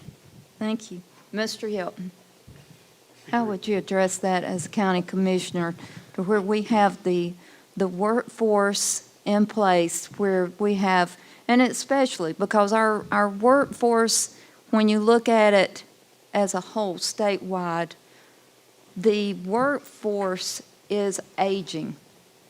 And the younger people, and we've talked about with unemployment, how do we address that to where they're trained either to encourage them through certifications, apprenticeship type things, or college degrees, bachelor, master's, doctorate. How do we do that? Plus, while also addressing the issue with the housing shortage here for the workforce, so that we can attract those higher paying manufacturing jobs. I think we start with our education. Our kids, that's the next workforce. Our median age in Rutherford County is 45 years old. Like you just said, some of them are aging out. They're becoming of retirement age. Who are we going to replace them with? Our kids. So back to the support of our school system. If public schools, if you support private schools, good for you. I think that our schools offer our CTE classes, career and technical education. We have carpentry. I taught carpentry at East Rutherford High School for 2 years. Turns out teaching wasn't for me. We've got auto mechanics. We've got agriculture, masonry, electrical. There's umpteen things that our school system offers that we have to provide support in. That's where you get the training. Training outside of high school, sure. You can go to Isothermal Community College. They've got great departments over there. If you want to pursue a 4-year degree, you go to a university. Come back here. But to do that, we have to have jobs. And so it doesn't matter how well educated you are, if we don't have jobs in our community, we're not coming back here to work. We're going to move somewhere else. There's limited number of good paying positions in this county, and I think we all know that. And so that's what I would say. Training, it starts with our schools. Thank you. Mr. Tony, how would you address as a county commissioner with the workforce development, the training that's necessary, as well as the housing shortage, so that we do have workforce housing available? Well, to start with, right now, there's not really what you call a house shortage. The houses that we're on, I mean, there's 900 plus houses on the market right now. Is it in your price range? Do we have the jobs here to support the cost of these houses? So it's going to start with our educators. Got to educate the kids. But then we've got to have the jobs for the kids. Thank you. Mr. Haynes, how would you address that as far as workforce development and the housing shortage as a county commissioner? For the businesses that want to come here, I tell them, hey, we've got the workers here. They're just traveling to other states to work right now. I mean, they live here. They're just leaving our county. Our money is earned in other places and come back to Rutherford County. So I just encourage the businesses to come here. If we got good paying jobs, then Rutherford County is going to stay in Rutherford County to work. I mean, we got people driving an hour to go to Baxter to work a job, and they work there 10 or more years. So if they had something here in the county, I think that we have the workforce. We just got to bring it back to Rutherford County. And just a quick follow-up, how do you justify just asking them to come back when, and I'm a mother of 3, 36, 33, and almost 22, and I can tell you, with especially my oldest son, what he's making where he drives out of the county, no one around here is paying what he's getting paid, and he's not going to just come back just for the love of Rutherford County. So we had to do something to attract those higher paying jobs. How do we do that? Well, I think if we just talk to these businesses and we know they're going to pay well and they're going to be in the county. I mean, I see people come back to the county after leaving and going to work other states, and I always ask them, why are you coming back here? Well, they're coming back for family, and if they can come back for family and a job, I think they're going to come back. So. Okay, thank you. Mr. St. Clair, same question. How do we, as a county commissioner, in that role, how could you help with the workforce development and the housing shortage that is so often the detour to us attracting those higher paying manufacturing jobs? The high schools, partner with the high schools and create apprenticeship programs, especially going into the trades. And what that will create is oftentimes these folks coming out of high school with jobs right here in Rutherford County. They likely aren't going anywhere. And we spent a lot of time talking tonight about how to bring businesses and entrepreneurship into Rutherford County. And I feel like sometimes we lose track of the fact that we already have a lot of businesses in Rutherford County. And we have a lot of businesses that can't find help. They can't find people to work because they don't have the qualified personnel to come in and do these jobs. So, implementing an apprenticeship or mentor-mentee type program within our high schools that start to streamline these folks directly into, most trades are fairly decent paying jobs, here located in Rutherford County, I think would be a great. And in terms of the housing, I'm going to kind of circle back to what I was sitting on just a little while ago. My opinion was kind of reaffirmed by a housing report that the county commissioners paid for and had conducted back a couple of months ago. But in my opinion, the easiest way to increase the amount of affordable housing within our community currently is to lessen some zoning restrictions within our municipalities, which is where a lot of the infrastructure needed for multifamily homes, duplexes, triplexes, quadplexes, apartment buildings, that type of thing, which generally speaking are going to be much more affordable for your new family that's just starting out than is your average $330,000 single family detached property here in Rutherford County. So that's something that the county and the municipalities need to work on together. There has to be pros and there has to be a cooperative relationship in order to make that type of thing work. But I think that'd be a great place to start and a good opportunity. Thank you. Okay, the next set will be your closing statements, and you'll each have 2 minutes, and we'll start with you, Mr. Burney. So I want to close this out by thanking everybody at home that's watching, and I want to thank everyone here that showed up. The key to a successful democracy is staying informed, and it is very heartening to see all these people showing up. I also want to say that I'm running because I want to bring opportunity to the county. I think we're starting to turn around, and I think we can do even better than we are now. I think if we start bringing back opportunities for education, for jobs, for entertainment, we will start attracting people back to the county. And when we make one thing better, if we start offering more education, it'll make the other problems more easier. When we solve one problem, we're not solving just for that. We're also solving for the other problems. We make housing more affordable, we attract more workers. We attract more workers, we attract more industry. We attract more industry, we attract more entertainment options. It's all connected. And if I'm elected, I will do everything I can to make sure that we bring all those opportunities right here to Rutherford County. Thank you. Thank you. Mr. Margola. Piggyback on that. Thank you guys for coming and spending your time with us here this evening. Rutherford County wouldn't be what it is without each and every individual that's watching or listening or that's sitting in this room right here. I'm one person, and I can push for you all day long. I can have your back all day long, but there's four there's four other individuals besides myself that are going to make the decisions as to whether or not we make or break Rutherford County. I just say, go to the polls. The polls are where you need to go. We're not going to have these big businesses until we have infrastructure, because our sewer systems in the counties are inside the cities are failing. Ask anybody that's on the board, ask any of the mayors, they'll tell you. They all need upfit. They all need money to fix that. We can't afford to put any more bigger businesses or bigger shells inside of our city limits. We need infrastructure, sewer. Broad River, I'm sure, will be glad to put water in most of these places if we ask them. They're going to make money off of it anyway. We need to come together as a community if we really want to get rid of these the individuals that are hanging out and the needles that are on our trails and at our parks. We need to have and allow these rehab facilities to come to Rutherford County. And I am for it 100%. They normally take care of their own problems.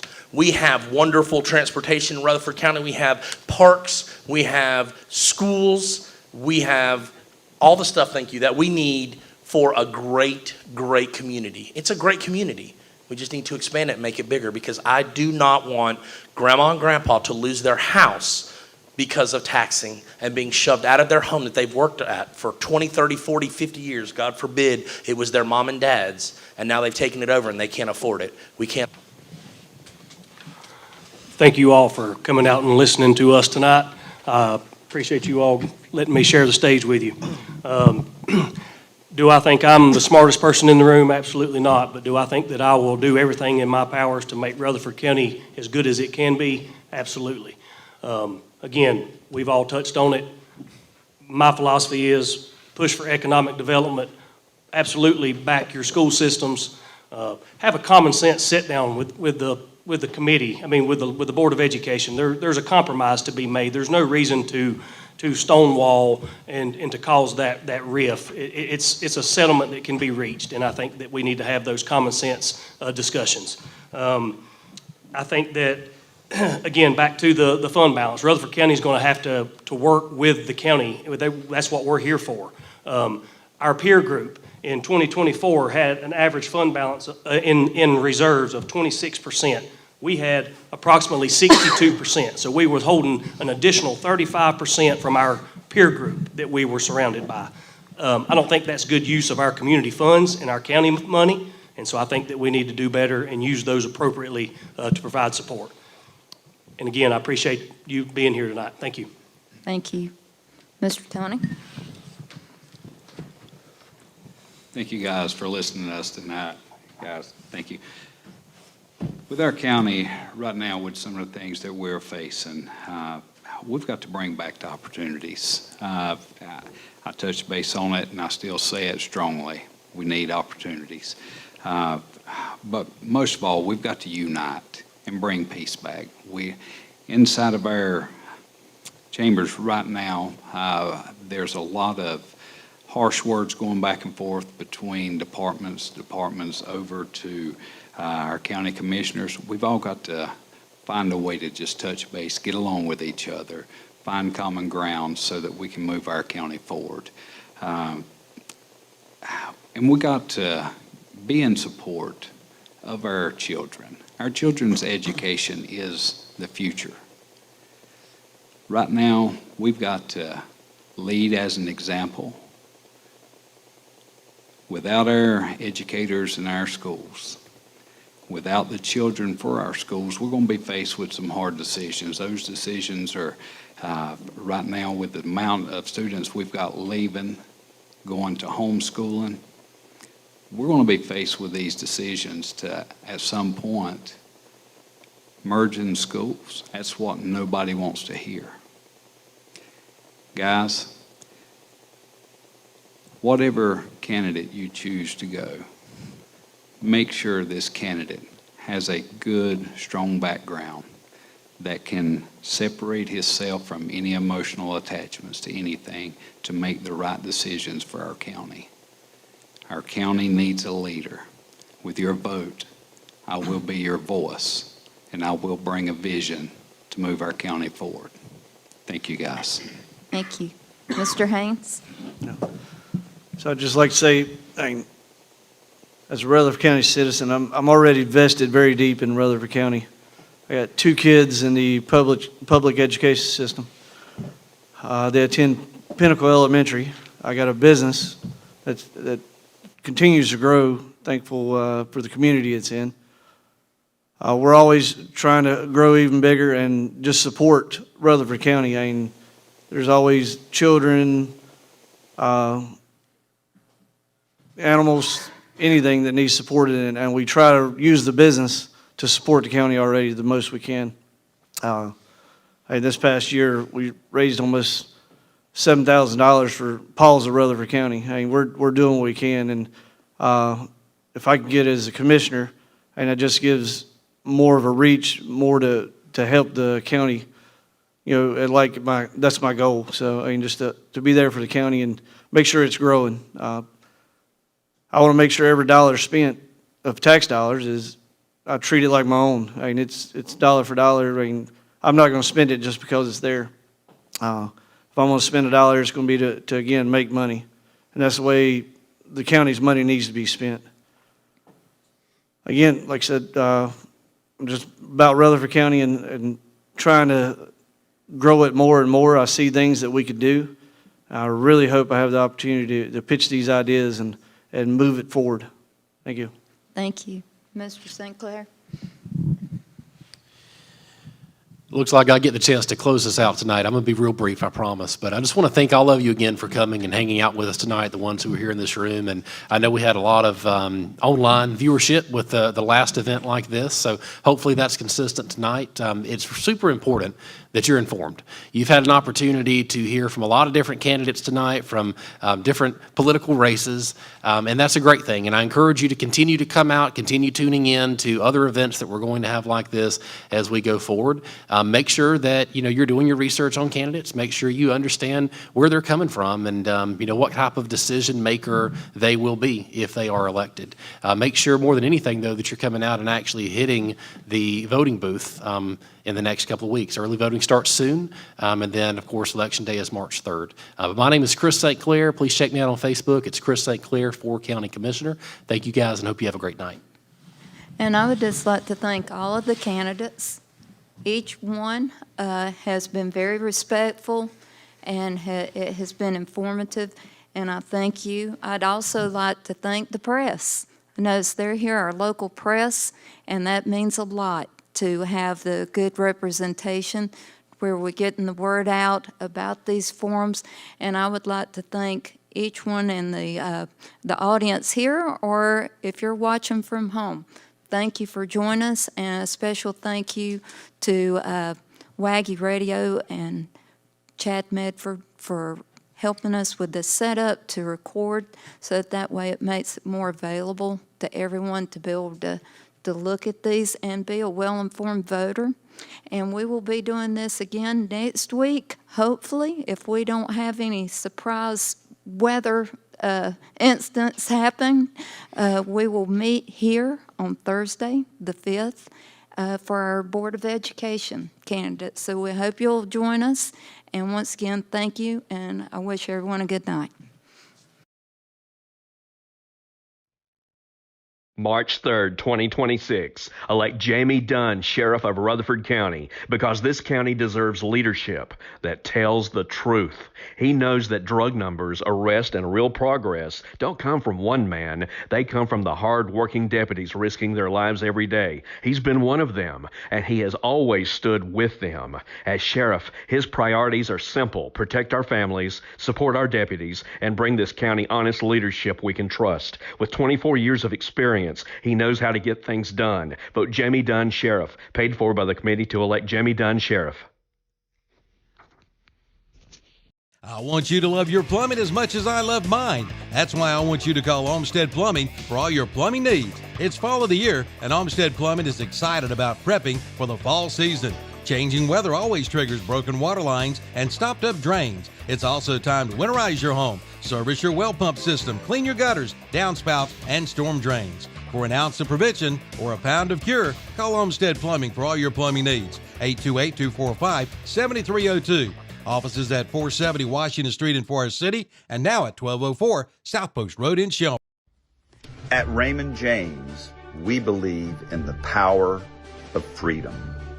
The freedom to invest in your future, to make choices that align with your goals, and to pursue success with confidence. Experience the freedom to invest, the freedom to make choices, and the freedom to pursue your success with our dedicated team. Contact us today. Raymond James, life well planned. I'm District Attorney Ted Bell, and I'm asking for your vote for re-election in the Republican primary. One of the areas we particularly focus on is child sexual predators, and we have sent these monsters to prison for the longest sentences in the history of our district. Sentences of up to 175 years in prison. As District Attorney, I do everything I can to fight crime and protect our children. Please vote for me, Ted Bell, for re-election as District Attorney in the Republican primary on March 3rd. Thank you. Paid for by the committee to elect Ted Bell. Ben Smokehouse announces grand opening Saturday, February 14th, 11 to 5, Spindale Street in Spindale, only on Saturdays 4 now. Low, slow smoked and seasoned meats, barbecue sandwiches, plates and big platters featuring pulled pork, turkey breast, ribs and brisket, sides featuring mac and cheese, baked beans, delicious collard greens, sweet potato cornbread muffins, and banana pudding. Catering available for all events large and small. 429 Spindale Street. Check Facebook often for Ben's Smokehouse, where the smoke is in the meat and the soul is in the sides. Hi, I'm Steve H. Owens, your elected clerk of Superior Court. I was elected in 2014. I've been in the judicial systems since 1998. At the very beginning, I promised to run this clerk's office as a business, and I've done so. My record proves it. When we first took over, we had an average audit score of 72%. Now we're among the highest in the state. With that being said, I would like to thank my office staff, my clerks, for their hard work.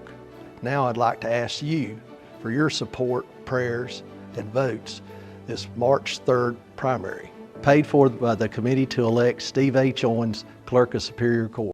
A 5-star rated flooring store. BPS Southeast Flooring is in Rutherford. Look through a 5,000 square foot super showroom. It's the largest showroom in the county with hundreds of color options, styles, and products. From top quality waterproof vinyl flooring to waterproof hardwood flooring. All your flooring needs, from value-based products to performance styles. Highway 108 in the old Liberty Press building. BPS Southeast Flooring has something for everyone.